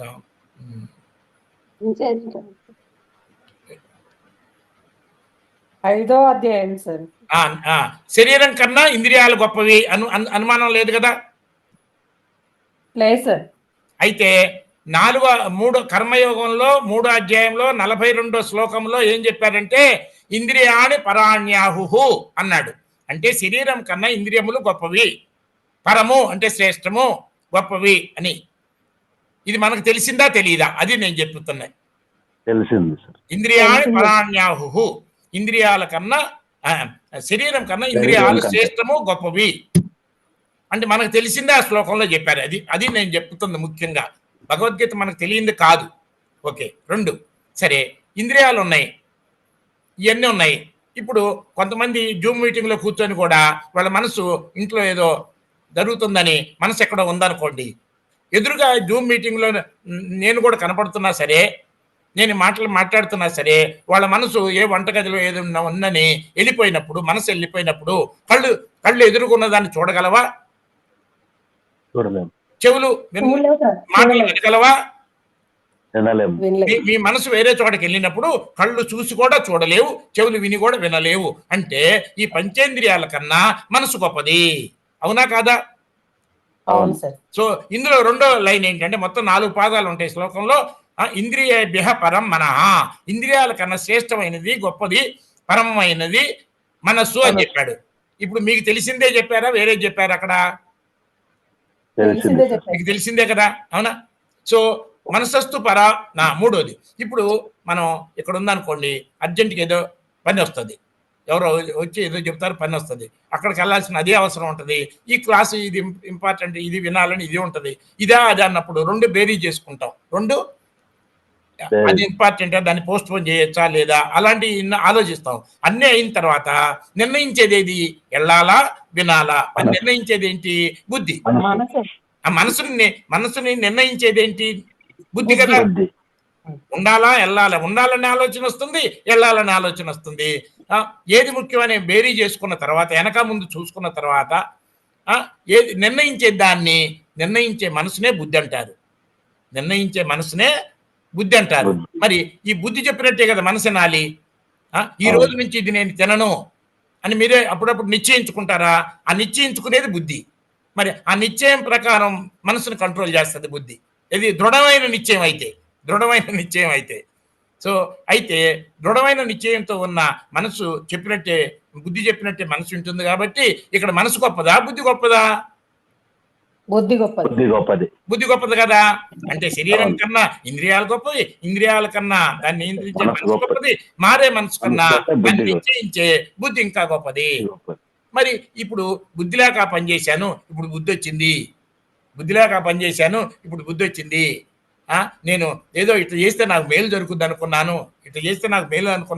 అందుకని ఆ నిశ్చయం తీసుకున్నాను. ఆ డిసిషన్ తీసుకున్నప్పుడు అందులో కొంతమంది అయితే బుద్ధి లేక పెళ్లి చేసుకున్నాను, ఇప్పుడు బుద్ధి వచ్చింది అని కొన్ని జోక్గా అంటారు. సీరియస్నెస్ ఉంది, జోక్ కూడా ఉంది. అది అంటే బుద్ధి లేక, అంటే బుద్ధి ఉన్న బుద్ధి ఉంది, బుద్ధి లేని బుద్ధి ఉంది. ఇప్పుడు బుద్ధి ఏ నిర్ణయం తీసుకున్నా నా యొక్క మేలు కోసం నిర్ణయం తీసుకోవాలా, నాకు కీడు జరిగేటట్టు నిర్ణయం తీసుకోవాలా? నా యొక్క మేలు కోసమే కదా. ఏ నేను మనకు ముఖ్యమో ఆ నేను ఏమి చేస్తే నాకు మేలు జరుగుతుంది, ఏమి చేస్తే నేను శాశ్వతంగా ఉంటాను, ఏమి చేస్తే నేను తక్కువ అనేది లేకుండా ఉంటాను, ఏమి చేస్తే తృప్తి అన్నా నిండుదనం అన్నా పూర్ణత్వం అన్నా ఒకటే కదా. ఏమి చేస్తే నేను పూర్ణత్వాన్ని అనుభవిస్తాను, ఏమి చేస్తే నేను మరణం లేని స్థితిని అనుభవిస్తాను అనే విధంగా బుద్ధి నిర్ణయించాలి. కరెక్టేనా? బుద్ధి నా కోసం పనిచేయాలా, నేను బుద్ధి కోసం పనిచేయాలా? బుద్ధి నా కోసమే కదా పనిచేసేది. మరి నేనంటూ లేకపోతే బుద్ధికి పనే లేదుగా. మరి నేను ముఖ్యమా, ఈ బుద్ధి ముఖ్యమా? నేనే ముఖ్యం కదా.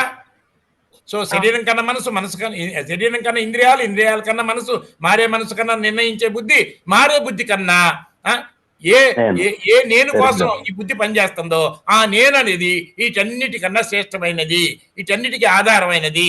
కరెక్టేనా? అందుకేమన్నాడు, యో బుద్ధే పరతస్తు సహా. ఈ మారే బుద్ధి కన్నా కూడా గొప్పది అతను అన్నాడు. సహా అంటే అతను. ఇది 3వ అధ్యాయం 42వ శ్లోకంలో.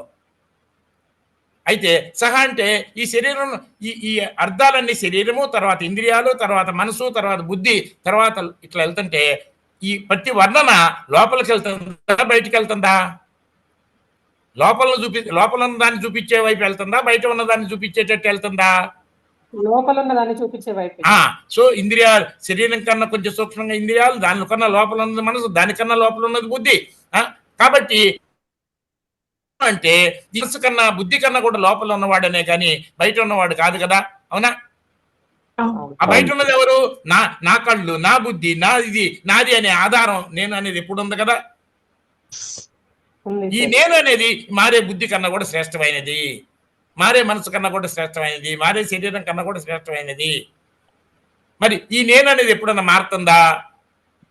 లేదు, మారదు, మారట్లేదు కదా.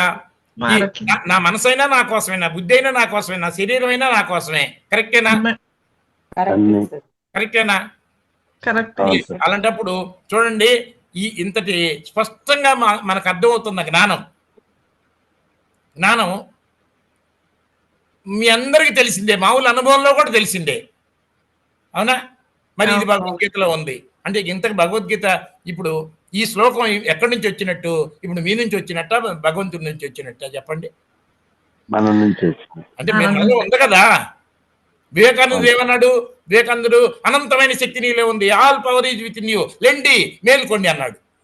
అంటే ఉంది, కానీ మీరు ఆలోచించండి దాని గురించి అనే కదా. లెండి మేల్కోండి అంటే ఆలోచిస్తే కదా, ఆలోచించటమే కదా ఈ మనసు చేయగలిగింది, అవునా? ఆలోచిస్తే తెలివి మేలుకున్నట్టు, ఆలోచించకపోతే తెలివి నిద్రపోతున్నట్టు. మరి ఇంత స్పష్టంగా నేను అనేది నాది అనేది అన్నిటికన్నా శ్రేష్టమైనది. మరి ఈ నేను అనేది ఎప్పుడన్నా మారిందా? లేదు, మారలేదు కదా. ఇప్పుడు నేను అనేది ఎప్పుడు మారలేదు కదా. ఇప్పుడు మీ శరీరం నా శరీరం వేరువేరుగా ఉంది, మారుతుంది. నీ డ్రెస్సు నా డ్రెస్సు వేరువేరుగా ఉంది, మారుతుంది. కావాలంటే మీరు కూడా ప్యాంట్ షర్ట్ వేసుకోవచ్చు, నేను కూడా చీర వేసుకోవచ్చు. సో మారే శరీరాల్లో తేడా ఉంది, మారే డ్రెస్సుల్లో మారే ఉంది, మారే మనసుల్లో తేడా ఉంది. మనసులు ఇప్పుడు ఐస్ క్రీమ్ తిందామంటే చాలా మంది అమ్మాయిలు రెడీ అంటారు, కానీ ఏమంటే నేనేమంటాను? ఐస్ క్రీమ్ తిన్న తర్వాత కొంచెం 2 పెగ్గులు విస్కీ తాగుదామంటాను. అమ్మో నో అంటారు. అంటే మారే మనసులు అంటే ఒక రాయి ఇటేస్తే ఇంకో రాయి అటేస్తే పొరపాటున 2 తగలొచ్చు, తగిలి మళ్ళీ విడిపోతాయి. ఒక కాలువలో అంటే నదిలో 2 కట్టెలు కొట్టుకుంటూ వచ్చి ఒకదానికి టచ్ అవ్వచ్చు, మళ్ళీ విడిపోవచ్చు. అంటే ఈ మారే మనసులు ఎప్పుడూ ఒకే రకంగా ఉండవు. కాబట్టి ఎంతటి మ్యారేజెస్ అయినా కాంప్రమైజ్ అనేది లేకపోతే పొరపాటును కూడా 2 కలిసి ఉంటాయి అనేది పొరపాటు. మారే మనసులో మార్పు లేని స్థానం అనేది సాధ్యం కాదు, కాంప్రమైజ్ జీవితం తప్ప, అడ్జస్ట్మెంట్ తప్ప. ఓకేనా? సో మారే మనసుల్లో తేడా ఉంది, మారే బుద్ధుల్లో తేడా ఉంది, మారే డ్రెస్సుల్లో తేడా ఉంది, ఇన్నిట్లో తేడా ఉంది కదా. అయితే ఇంకొక మాట అడుగుతాను, మరి నేను అనేది ఎప్పుడు మారలేదు కదా ఎవరిలో కూడా. చిన్నప్పటి నుంచి మీరు 1వ క్లాస్లో ఉన్న ఫోటోలో చూసుకుంటే ఎత్తు, లావు, బరువు, మనసు, బుద్ధి, డ్రెస్సు, ఇష్టాయిష్టాలు, లైక్స్, డిస్లైక్స్, ఫ్రెండ్స్ అన్నీ మారిపోయినాయి కదా. కాబట్టి ఆ ఫోటో చూపిస్తే ఆ నేను వేరు ఈ నేను వేరు అని ఎవరన్నా అంటారా? ఆనేనే ఈ నేను. ఆ ఎత్తు కాదు, ఆ లావు ఈ లావు కాదు, ఆ బరువు ఈ బరువు కాదు, అప్పుడు మనసు ఇప్పుడు మనసు కాదు. నేను అనేది ఆ నేనే ఈ నేనంటే నేను అనేది ఒకటే సత్యము, నేను అనేది ఒకటే సత్యము. మారే మనసుకి, మారే బుద్ధికి, మారే శరీరానికి అన్నిటికీ ఆధారంగా మార్పు లేకుండా నేను అనేది సత్యము, ఆధారము అన్నిటికన్నా. అందుకని అన్నిటికన్నా శ్రేష్టమైనది, గొప్పదైనది. అది అర్థమవుతుంది కదా. మరి ఇప్పుడు నేను అనేది మార్పు లేకపోతే, ఇప్పుడు మీలో ఉన్న నేను మార్పు లేదు, సత్యం. నాలో ఉన్న మార్పు లేదు, నేనుకి మార్పు లేదు, సత్యం. అవునా? మారే అన్నిట్లో తేడాలు ఉన్నాయి. మార్పు లేని అక్కడ మీకు ఏదైనా అనుకుంటున్నారు, ఆ నేనికి మార్పు లేని ఇక్కడున్న ఈ శరీరంలో నేనికి, ఈ నేనికి ఆ నేనికి తేడా ఉంటుందా? ఎక్కడన్నా చూడండి. నేను అని ఏదైతే అంటున్నామో అందరూ నేనే అంటారు, అవునా? ఆ నేనే ఈ నేనని చిన్నప్పటి నుంచి నేను అనేది ఎప్పుడు మారలేదు. మారింది నా మనసు, మారింది బుద్ధుల్లో తేడా ఉంది, మనసులో తేడా ఉంది, అన్నిట్లో తేడా ఉంది. మనసులు కలిస్తే టెంపరీగా కొన్ని రోజులు కలవచ్చు, కొన్నిసార్లు కానీ మళ్ళీ ఇదవుతా ఉంటుంది. కానీ మార్పు లేని నేను అనేది అందరిలో ఉంది, సమానంగా ఉంది, అందరిలో ఉంది, సమానంగా ఉంది, ఆధారంగా ఉంది. కరెక్టేనా? ఆధారంగా ఉంది. మరి అలాంటప్పుడు ఇది ఆధారంగా ఉన్నప్పుడు పుట్టినప్పుడు నేను అదే మధ్యలో నేను అదే, ఇప్పుడు నేను అదే. అవునా? ఇప్పుడు ఒక ఆలోచన ఇచ్చింది అనుకోండి. ఆలోచన ఇస్తే ఆలోచన మొదట్లో నేననేది ఉందా లేదా, మధ్యలో కూడా నేననేది ఉందా లేదా, చివరిలో కూడా నేననేది ఉందా లేదా? అవునా? ప్రతి ఆలోచన మధ్యలోనూ చివరిలోనూ ఉంది. నేననేది ఉంది. ఆలోచన లేనప్పుడు కూడా నేననేది ఉంది. అవునా? ఉంది. Yes, మరి sir. ఇది ఆలోచన మధ్యలో మధ్యలో ఉంది. మన శరీరం మొత్తం చూసుకుంటే పుట్టినప్పుడు నేనుంది, మధ్యలో నేనుంది, చచ్చిపోయేటప్పుడు నేనుంది. ఆ రకంగా చూసినా. అవునా? మొదట్లోను, Yes. మధ్యలోను, చివరిలోను, అందరిలోనూ సమానంగా ఆధారంగా ఉంది. అవునా? Yes, sir. అది కూడా సత్యమై ఉంది. అందరిలో ఉంది, సమానంగా ఉంది, మార్పు లేకుండా సత్యమై ఉంది. దీన్ని ఏమనొచ్చు? అందరిలో సమానంగా ఉన్నదాన్ని ఏమనొచ్చు? మీ మనసు వేరు, నా మనసు వేరు. మనసు ఈ శరీరాన్ని నడుపుతుంది. మీ మనసు ఒక రకంగా నడుపుతుంది. చూస్తుంటే బాగానే ఉన్నారని నేను మీ దగ్గరకు వస్తే లోపలేమో రాక్షస గుణాలు ఉంటాయి. కాసేపు 5 నిమిషాలు మాట్లాడిన తర్వాత. అవునా? రాక్షసుల్లాగా కనపడే వాళ్ళు కొంతమంది ఏమో చాలా దేవతా లక్షణాలు ఉంటాయి లోపల. అది తొందరగా బయటపడవు, నెమ్మదిగా బయటపడతాయి. ఇది మనసు. ఈ మనసు ఈ శరీరాన్ని నడుపుతుంది కాబట్టి, ఈ శరీరాన్ని నడవటానికి మూలం మనసు కాబట్టి అది జీవాత్మ. మనసు జీవాత్మ. జీవాత్మ అంటే అందరిలో ఉన్న మనసులు వేరు వేరు కాబట్టి మనసు బుద్ధి రెండు కలిసే కదా శరీరాన్ని నడిపేది. మనసు బుద్ధి రెండే కదా శరీరాన్ని నడిపేది. ఈ మనసు మరి అసలైతే మనసుని ఒకే మనసు అన్నప్పుడు మనసును 4 పార్ట్లుగా చేస్తారు. ఇది ఇప్పుడు ఆలోచించేదేమో మనసని, నిర్ణయించేదేమో బుద్ధి అని, మనలో మనకు తెలియకుండానే వందల వేల విషయాలు ఇష్టాలు దాక్కొని ఉన్నాయి లోపల. దాన్ని ఏమంటారు ఇంగ్లీష్లో అయితే సబ్ కాన్షియస్ మైండ్ అంటారు ఇంగ్లీష్లో. అదే మన ఇది ఆధ్యాత్మిక భాషలో చిత్తం అంటారు. మనకి ఎన్నో విషయాలు మన లోపల ఉంటాయి, మనకు తెలియదు, గుర్తురాదు. సమయం వచ్చినప్పుడు గుర్తొస్తాయి. ఎన్ని ఉంటాయంటే జన్మల నుంచి వచ్చినవి ఉంటాయి. చిన్నప్పటి నుంచి ఎన్నో విషయాలు జరిగితే మనం మర్చిపోయాం. సడన్గా ఎవరో గుర్తు చేస్తే ఎప్పుడో ఒకసారి టక్మని గుర్తొస్తుంది. అప్పుడు వాళ్ళకి మనం మళ్ళీ చెబుతాం, వాళ్ళకి గుర్తొచ్చిన తర్వాత. అంటే మనలోనే ఉండి మనకు తెలియకుండానే ఉండి ఎన్నో అయిష్టాలకు సంబంధించిన విషయాలు ఏదైతే దాగి ఉన్నాయో దాన్ని సబ్ కాన్షియస్ మైండ్ అంటారు, చిత్తం అంటారు. ఇప్పుడు మనకు తెలుస్తున్న విషయాలని మనసు అంటారు, నిర్ణయించే మనసుని బుద్ధి అంటారు. సో ఎన్ని కలిసి ఒక మాటలో చెప్పాలంటే మనస్సే. సో ఈ మనసే ఈ శరీరాన్ని నడుపుతుంది. సో ఈ శరీరం నడవటానికి మూలం కాబట్టి జీవుడికి మూలం కాబట్టి జీవాత్మ అని ఈ మనసునే అంటారు. మనసు అంటే బుద్ధి, మనసు, చిత్తం అన్ని కలిసి ఎన్ని మారాయి, ఎన్ని తేడాలు ఉన్నాయి మనిషికి. అవునా? సో ప్రతి శరీరంలోనూ సపరేట్గా ఉండి ఈ శరీరాన్ని సపరేట్గా నడిపిస్తున్న మూలమైన రాగము, ద్వేషము, ఇష్టము, అయిష్టము కలితో కూడి ఉన్న ఈ మనసునే జీవాత్మ అంటారు. జీవాత్మ అంటే సపరేట్గా ఉన్నది. మరి ఇన్ని రకాలుగా ఉంటే మరి నేను అనేది, అవునా, మారే మనసుకి, మారే బుద్ధికి, అన్నిటికీ ఆధారంగా ఉన్న నేను అనేది మారకుండా ఉన్నది, అందరిలో ఏకంగా ఉన్నది కదా. మనసేమో ఈ శరీరాన్ని నడిపించే మనసు తేడాలు ఉన్నాయి, అంటే జీవాత్మ తేడా ఉంది. నేను అనేది అందరికీ ఆధారంగా ఉన్న సత్యం కాబట్టి పరమాత్మ కదా అది. సో నేను అనేది పరమాత్మ, ఈ మనసేమో జీవాత్మ, శరీరమేమో కేవలం జడము. అర్థమవుతుందా? ఓకే. ఎందుకంటే కొంచెం అర్థమైనా స్పష్టంగా అర్థం అవటమే అని ముఖ్యమని. మామూలుగా అయితే ఇప్పుడు అందరిలో సేమ్ ఆత్మే ఉన్నప్పుడు ఎందుకు ఇక్కడ తేడాలు అనేసి నార్మల్ గా వస్తుంది కదా సార్. తేడా ఉంది, ఎక్కడున్న తేడా మనసులో ఉంది. తేడా మనసు అంటే జీవాత్మలో ఉంది అనేసి తెలుసుకున్నాం. నేను అనేది పరమాత్మ, నేను అనేది భగవంతుడు, నేను అనేది పరబ్రహ్మ, దానికి పరిమితి లేదు. సరే, ఇప్పుడు కూడా మరి నేను అనేది మార్పు లేనిది, అందరిలో ఉంది, సమానంగా ఉందని అయితే అందరికి అర్థమైంది కదా. అర్థమైంది. ఇప్పుడు మరి ఓకే సార్, చిన్న ఎగ్జాంపుల్ చెప్తాను. అక్కడ చిన్న బల్బులో తక్కువ వోల్టేజ్, పెద్ద బల్బులో ఎక్కువ వోల్టేజ్ ఉంటుందా? What is difference?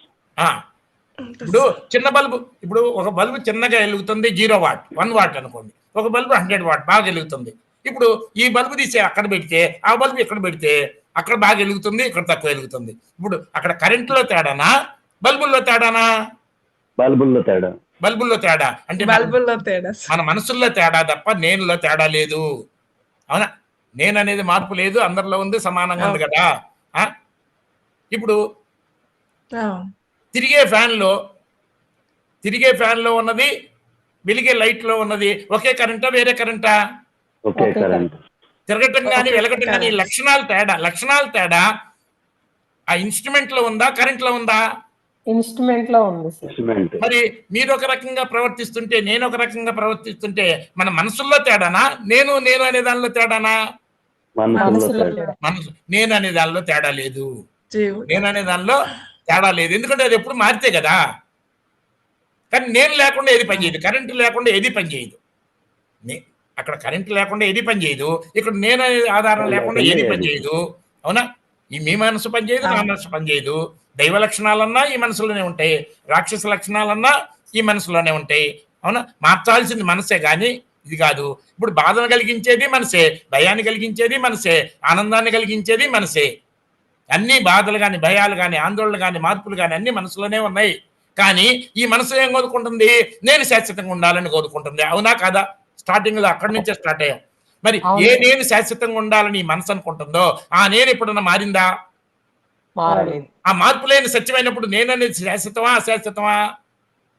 అంటే నేను అనేసి ఇప్పుడు మనము పరబ్రహ్మ భగవానుడు అనుకుంటున్నాం కదా సార్. నార్మల్ స్థితిలో నేను అంటే ఇప్పుడు ఆ పేర్లు మనం పెట్టుకున్న పేర్లు, నేను అంటే మనసే అనుకుంటాం కదా.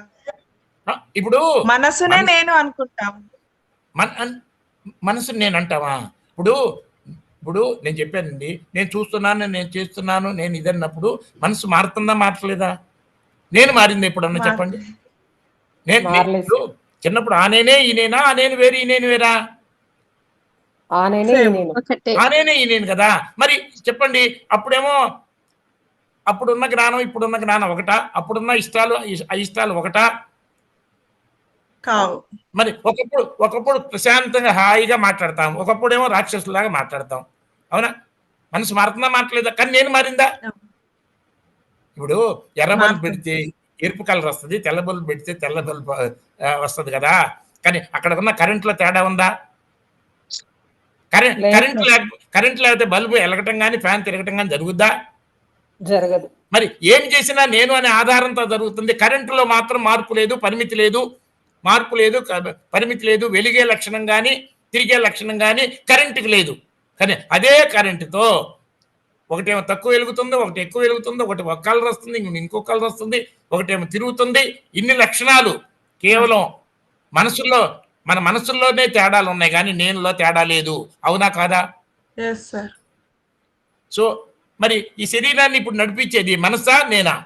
నేను ఆధారం ఉంది, కానీ ఇటెల్లాలా అటెల్లాలా డిసైడ్ చేసేది మనసే. కానీ నేను లేకపోతే అసలు రోడ్డు లేకపోతే కారు వెళ్ళలేదు, సైకిల్ వెళ్ళలేదు, నడిచి వెళ్ళలేవు. కరెక్టేనా?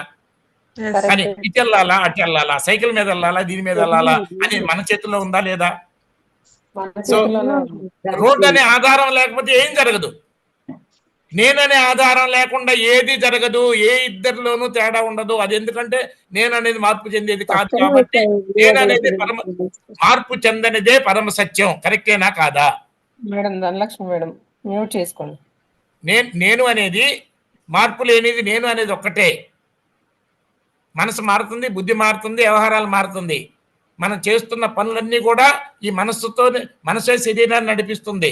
ఆనందం కలిపినా, పని చేసినా, చేయకపోయినా, ఏ నైపుణ్యాలు పెంచుకున్నా, డ్యాన్స్ చేసినా, ఇది చేసినా, ఇదంతా కూడా మనసు శరీరాన్ని వాడుకొని ఆ యొక్క కళలని పెంచుకుంటుంది. సో ఇదంతా ఈ శరీరాన్ని నడిపించే, అంటే ప్రతి శరీరానికి సపరేట్గా ఉన్న మనసు జీవాత్మ. కానీ అన్నిటికీ ఆధారం ఉన్న, అందరిలోనూ సమానంగా ఉన్న ముఖ్యమైన ఆధారం నేను అనేది అన్నిటికీ ఆధారమైన కరెంట్ లాగా నేను అనేది మార్పు లేని, పరిమితి లేని శాశ్వతమైన సత్యం. దానికే మనం పరబ్రహ్మ, పరమాత్మ అని పేర్లు పెట్టుకున్నాం. సో నేను అనేది పరమాత్మ, ఈ మనసు జీవాత్మ, ఈ శరీరం జడము. ఏమైనా తేడాలు ఉంటే అడగండి, ఏమైనా అనుమానం ఉంటే. నేను అనేది ఎప్పుడన్నా మారిందా? మార్పు లేనిది ఎప్పుడన్నా నాశనం అవుద్దా? నిద్రపోయినప్పుడు మనసు ఉందా? సో లేదు. శరీరాన్ని నడిపే మనసు నిద్రపోతుంది. అప్పుడు బాధలు భయాలు ఏమైనా ఉన్నాయా? అసలు శరీరం ఎక్కడుంది, మనసు ఎక్కడుంది, బుద్ధి ఎక్కడుంది, ఏమైనా ఉందా? ఇన్ని లేదు సార్. ఏమున్నా కూడా తెలియటం లేదు కదా. మరి నేననేది లేకుండా పోయిందా? ఉండి కూడా తెలియకుండా ఉందా? ఉండి తెలియకుండా ఉంది. ఉండి కూడా తెలియకుండా ఎందుకంటే ఉంది సార్. మన ఇంట్లోనే మీరు కూర్చున్న చోట లైట్లన్నీ ఆపేయండి, టోటల్గా జీరో. బయట నుంచి కూడా నక్షత్రాలు నుంచి కొంచెం లైట్ వస్తుంది, అది కూడా లేకుండా చేయండి, ఏమీ కనపడదు. ఏమి కనపడకపోతే అక్కడ ఏమీ లేనట్ట. మన రూమ్లో లేకపోతే చూసేవాడు ఉండడు, ఇది ఉంది అని చూసేవాడు ఉండడు, అది లేకుండా పోద్దా? సో చూసే మనసు, తెలుసుకునే మనసు, బయట చెప్పే మనసు లేదు కాబట్టి ఉన్నదే తెలియటం లేదు. మీరు పడుకోలు లేచేసరికే ఎన్నో కణాలు చచ్చిపోతాయి, ఎన్నో కణాలు రాత్రి అన్నం తింటే కొంచెం కణాలు కూడా పుడతాయి. ఎన్నో మరణాలు జరుగుతున్నాయి శరీరాల్లో, కణాలు సెల్స్ మరణిస్తున్నాయి, ఎన్నో కణాలు పుడుతున్నాయి, శరీరం మార్పు చెందుతూనే ఉంది. కరెక్టా కాదా? సో పడుకున్నప్పుడు ఉన్న శరీరం, లేచినప్పుడు ఉన్న శరీరం ఒకటి కాదు. నంబర్ 1.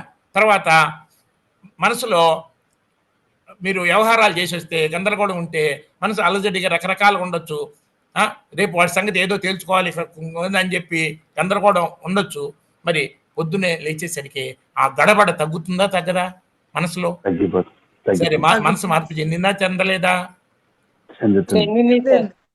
అది బుద్ధిలో రేపు వాడిని ఎట్టయినా తన్నాలి అని అనుకున్నారు అనుకోండి, పొద్దున వచ్చేసరికి కొంచెం కోపం తగ్గి, పర్లేదు చూద్దాం, వాడి సంగతి జాగ్రత్త పడాలి, కానీ వాడిని తంతే మనకే ఇబ్బంది కదా అని బుద్ధి కూడా మారుదా? మనసు మారుతుంది, శరీరం మారుతుంది. అవునా? అఫ్కోర్స్ శరీరం పడుకునేటప్పుడు డ్రెస్ మనం మార్చుకుంటాం. ఇన్ని మారినా పడుకోబోయే ముందు ఉన్న నేను, లేచిన తర్వాత ఉన్న నేనులో ఏమైనా మార్పు ఉందా? అదే కనుక మార్పు ఉంటే చిన్నప్పుడు ఆ నేను వేరు, ఈ నేను వేరు అనేవాళ్ళు ఏ ఒక్కళ్ళు కూడా ఆ నేను వేరు, ఈ నేను వేరు అనరు. అప్పుడు నా ఎత్తు వేరు, ఇప్పుడు నా ఎత్తు వేరు, అప్పుడు నా వేరు, అప్పుడు ఇష్టాలు వేరు, ఇప్పుడు అయిష్టాలు, అప్పుడు నా ప్రవర్తన వేరు, ఇప్పుడు నా ప్రవర్తన వేరు. ఏం తెలియకుండా మూర్ఖుడుగా ఉన్నాను, ఇప్పుడు కొంచెం తెలుసుకున్న తర్వాత వినయం విధేయత వచ్చేసింది, జ్ఞానం పెరిగింది, ప్రశాంతంగా ఉంటున్నాను. సో మారింది నా మనసు, మారింది నా బుద్ధి, మారింది నా శరీరం, కానీ నేను మాత్రం ఆ నేనే ఈ నేను.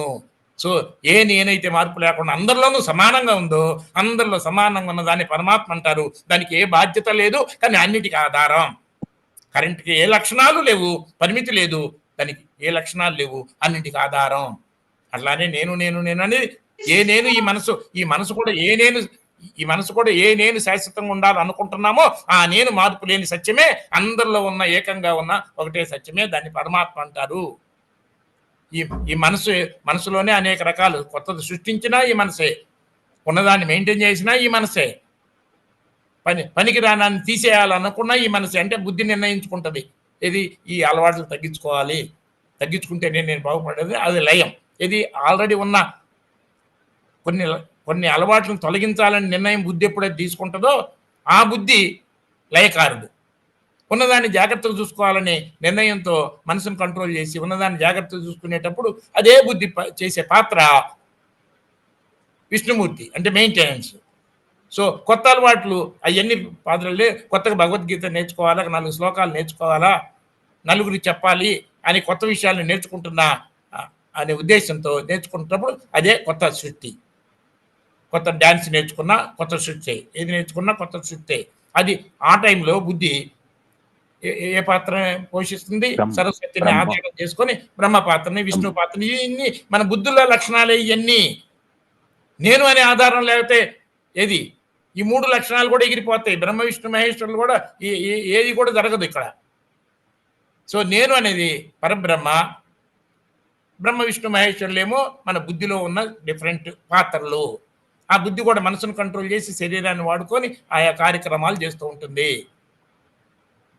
ఇక సకల దేవతలు కూడా నాట్యం చేసుకోవాలంటే, ఏ కళ పెంచుకోవాలంటే ఆ కళ మన లోపలే వస్తుంది.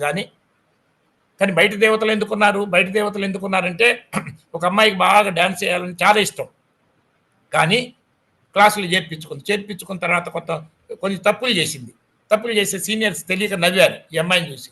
నవ్వేసరికి ఇన్సల్ట్ ఫీల్ అయింది, అజ్ఞానం కదా, ఇన్సల్ట్ ఫీల్ అయింది, అవమానం ఫీల్ అయింది, బాధ కలిగింది. ఇంటికి వచ్చి నేను నాకు రాదని అందరు ఇది చేస్తున్నారు, ఎగతాళి చేస్తున్నారు, నేను రాను. అమ్మా నువ్వేం కంగారు పడుకో, నటరాజు ఉన్నారు అని నటరాజు విగ్రహం పెట్టుకొని ఇంట్లో నువ్వు రోజు ఒక 5 నిమిషాలు నటరాజుకి దండం పెట్టుకో, పూజ చేసుకో, ఆయన నీకు అంత శక్తినిస్తాడు. చివరికి వాళ్ళందరినీ మించిన నాట్యం నేర్చుకోగలుగుతావు నువ్వు అంటే. ఈమెలో ఏమొస్తుంది, ఇప్పుడు నటరాజు ఉన్నాడు, సాయం చేస్తున్నాడు అంటే ధైర్యం వచ్చింది.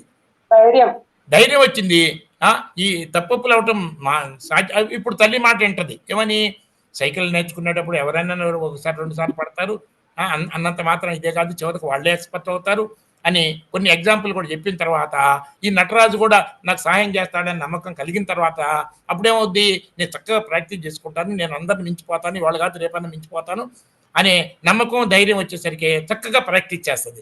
చక్కగా ప్రాక్టీస్ చేసేసరికి తనలో దాగి ఉన్న ఆ నాట్య కళ తన అభిరుచి ప్రకారం, ఇది నాట్యం నేర్చుకోవాలనేది చేయాలనేది తన అభిరుచే, ఆ టాలెంట్ తనలోనే దాగి ఉంది. కానీ దాని ప్రాక్టీస్ అంతకుముందు లేదు కాబట్టి ఏమీ తెలియదు. సో ఎప్పుడైతే ప్రాక్టీస్ మొదలెట్టిందో ఆ లోపల ఉన్న నాట్య కళ అంతా బయటకు వస్తుంది. అలానే ఏదైనా ప్రాక్టీస్ చేస్తే లోపల ఉన్నాయి. సరస్వతి ఇంతెందుకండి, సరస్వతి దేవి ఎక్కడుందన్నారు, యా దేవి ఏ దేవి అయితే సర్వభూతేషు అందరిలో జ్ఞాన రూపేణ సంస్థిత అన్నారు. తస్మై శ్రీ గురవే నమః అని అది కాదు, యా దేవి సర్వభూతేషు జ్ఞాన రూపేణ సంస్థితాః నమస్తస్యై అని. అంటే ఆ దేవత అందరిలో జ్ఞాన రూపంలో ఉన్న సరస్వతికి నేను నమస్కరిస్తున్నాను అన్నారు. కానీ అక్కడ ఒక మూర్తి పెట్టి దాన్ని సరస్వతి అనేది నార్మల్ జనాలకు అవగాహన. కానీ శ్లోకం అర్థమైతే అందరిలో సరస్వతి ఉంది అంటే అందరిలో ఉంటే నాలోనూ ఉంది. నాలో ఉందంటే మరి అంటే నేను ఆ విద్యకు విలువిస్తున్నానని, ఆమెకు నమస్కరిస్తున్నానంటే, జ్ఞానానికి విలువిస్తున్నానంటే ఆ జ్ఞానం పెరక్కేం చేస్తుంది అంటే జ్ఞానం కోసమే కదా సరస్వతి దేవిని గుర్తు తెచ్చుకునేది. సో ఆ జ్ఞానం మీద పెంచుకోవాలనే అభిరుచి మనలో ఉన్నప్పుడు, దాని మీద సాధన చేసినప్పుడు, కానీ కాస్త కూస్త భయాలు ఉన్నప్పుడు సరస్వతి దేవికి నమస్కరిస్తున్నాం కదా, ఆమె నాకు సహాయం చేస్తుంది అనేది తక్కువ.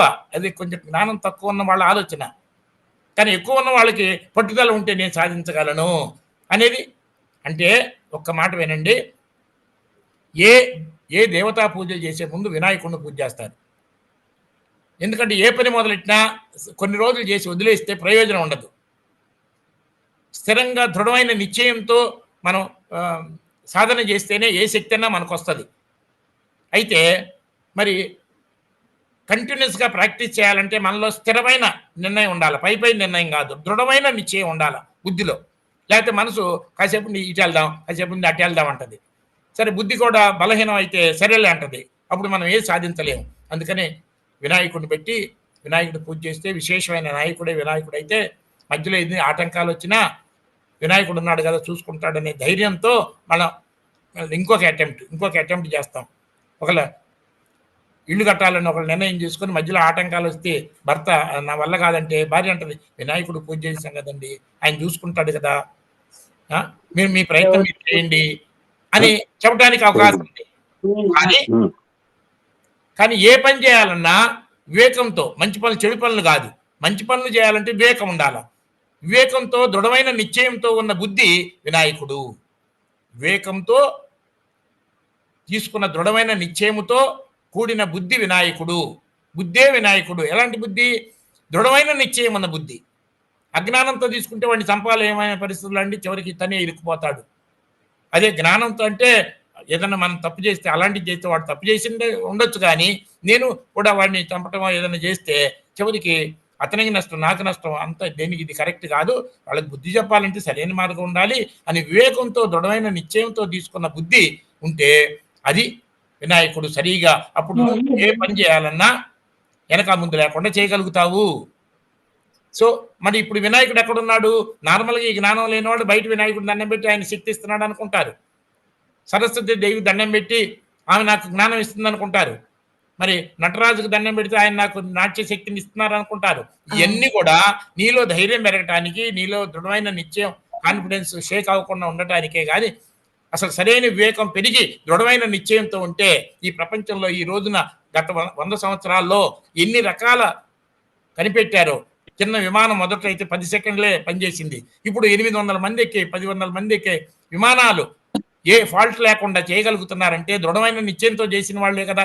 వాళ్ళందరూ కూడా వినాయకుడిని దండం పెట్టిన వాళ్ళు కాదు కదా. మరి ఆమె చంద్రుడి దగ్గర దాకా రాకెట్ పంపించారంటే ఎంత క్లిష్టమైన వ్యవహారం. ఏ ఒక్క తేడా వచ్చినా అది ఇదైపోద్ది కదా. విమానాలు కొన్ని లక్షలు పెరుగుతుంటే ఏదో ఒకటో పడుతుంది, కానీ వందల వేల విమానాల్లో అది ఎంత పర్ఫెక్ట్గా చేయబట్టి అవి నడుస్తున్నాయి. సో వీళ్ళందరూ కూడా వినాయకుడు దండం పెట్టి చేసిన వాళ్ళే కాదు కదా. ఉంటారు కొంతమంది ఇందులో కూడా దేవుడిని నమ్మే వాళ్ళు ఉంటారు, కానీ మరి 50% పైన దేవుడిని నమ్మకం లేకుండా నార్మల్ వాళ్ళు చేసిందే కదా. మరి వాళ్ళు ఎట్లా చేయగలిగారంటే వాళ్ళు అనుకున్న దాన్ని దృఢమైన నిశ్చయంతో చేశారు. అనడానికి వాళ్ళ బుద్ధిని వినాయకుడిగా మార్చారు. అంటే బుద్ధిలో వినాయకుడు ఉంటే ఆ వినాయకుడు మనలోనే ఉన్నట్టు కదా. సరస్వతితో నమ్మకంతో ఉంటే సరస్వతి మనలో ఉన్నట్టే కదా. యా దేవి సర్వభూతేషు శక్తి రూపేణ సంస్థిత జ్ఞాన రూపేణ సంస్థిత నమస్తైసే అన్నారు. అంటే సో వివేకంతో ఉన్న బుద్ధి మనసులే దేవతలు. నేను అనేది పరమాత్మ, నేను అనేది పరమాత్మ. ఈ వివేకం లేకుండా మనసు ఇష్టం వచ్చినట్టు ప్రవర్తిస్తుంటే అది నార్మల్ జీవుడు, అజ్ఞానంలో ఉన్న జీవుడు. సో నేను సత్యమని గుర్తించిన బుద్ధికి భయాలు తగ్గుతాయి, బాధ తగ్గుతాయి. ఈ శరీరం టెంపరీ. ఈ శరీరాన్ని ఈ సృష్టిలో 800 కోట్ల మంది సహాయం చేసినా, సకల దేవతలు సహాయం చేసినా ఈ శరీరం ఉండేది కాదు అనేది వివేకం ఉన్నవాడు గుర్తిస్తాడు. అదే నేను నేను నేను అనే దాన్ని ఈ ప్రపంచంలో 800 కోట్ల మందిని ఆఖరికి వచ్చి నా 2 చేతులు 2 కాళ్ళు నరికినా, నా ఆస్తి మొత్తం తీసుకెళ్ళిపోయినా నేను అనే దాన్ని ఒక్క ఇంటికి వాసి తగ్గించలేరు. 800 కోట్ల మంది కలిసి కూడా, సకల దేవతలు కలిసి కూడా నేను నేను అనే మన ఆధారం ఏదైతే ఉందో దానిలో అణుమాత్రం మార్పు చేయించలేరు. ఎందుకంటే నేను అనేది అందరిలో ఉంది, సమానంగా ఉంది, మార్పు లేకుండా సృష్టి మొత్తం ఉంది. నేను అనే దానికి మార్పు నాశనం లేదు. నేను అనేది సత్యం, నేను అనేది పరమాత్మ అని గుర్తించాల్సింది మనలో ఉన్న జీవాత్మ మనసు. సో ఏ మనసు నేను శాశ్వతంగా ఉండాలనుకుంటున్నారో ఆ నేను శాశ్వతమే. ఏ మనసే కదా కోరుకునేది నేను శాశ్వతంగా ఉండాలి, నేను తక్కువ కాకూడదు. మరి నేను అనేది ఎప్పుడన్నా తక్కువ అవుతుందా? మరి జ్ఞానం లేనివాడు నా జుట్టు తక్కువ అయితే నేను తక్కువ, నా ఆస్తి తక్కువ అయితే నేను తక్కువ అని అనుకొని తక్కువతనాన్ని భరించలేక నరకాన్ని అనుభవిస్తున్నారు. నా శరీరం పోతే నేను పోతానని, మరి మారే శరీరంలో ఎప్పుడన్నా నేననేది మారిందా? మార్పు లేని నేను మరణం ఉంటుందా? నీళ్లలోంచి బుడగ పుట్టింది. పుట్టిన బుడగ పెద్దది ఉంటుంది, చిన్నది ఉంటుంది, కదులుతుంది, కాసేపు ఉంటుంది, పోతుంది. పుట్టింది బుడగ, పెరిగింది బుడగ, పోయింది బుడగ. కానీ ఆ బుడగ ఆధారమైన ఆ నీటికి పుట్టుక కానీ, మార్పు కానీ, మరణం కానీ, పరిమితి కానీ ఉందా? అన్ని బుడగలకి, అన్ని అలలకి ఒకే నీరు, పరిమితి లేని నీరు, మార్పు లేని నీరు ఎట్లయితే ఆధారమో అన్ని మారే మనసులు కూడా ఒకే నేను అనేది అందరిలో ఉంది, సత్యమై ఉంది, మార్పు లేకుండా ఉంది. టైం అయిందా? టైం అయితే చూసుకోలేదు నేను కూడా. అయింది సార్. ఓకే, అయితే ప్రస్తుతం ఇప్పుడు రేపు కూడా ఉంది కాబట్టి ఇప్పుడు రేపు అందరూ మాట్లాడతారు సార్. మీ క్లాస్ మళ్ళీ ఉంటే ఈ రోజు కన్నా అసలు మీరే ఎక్కువ అడగాలి, నేను చెప్పాలి.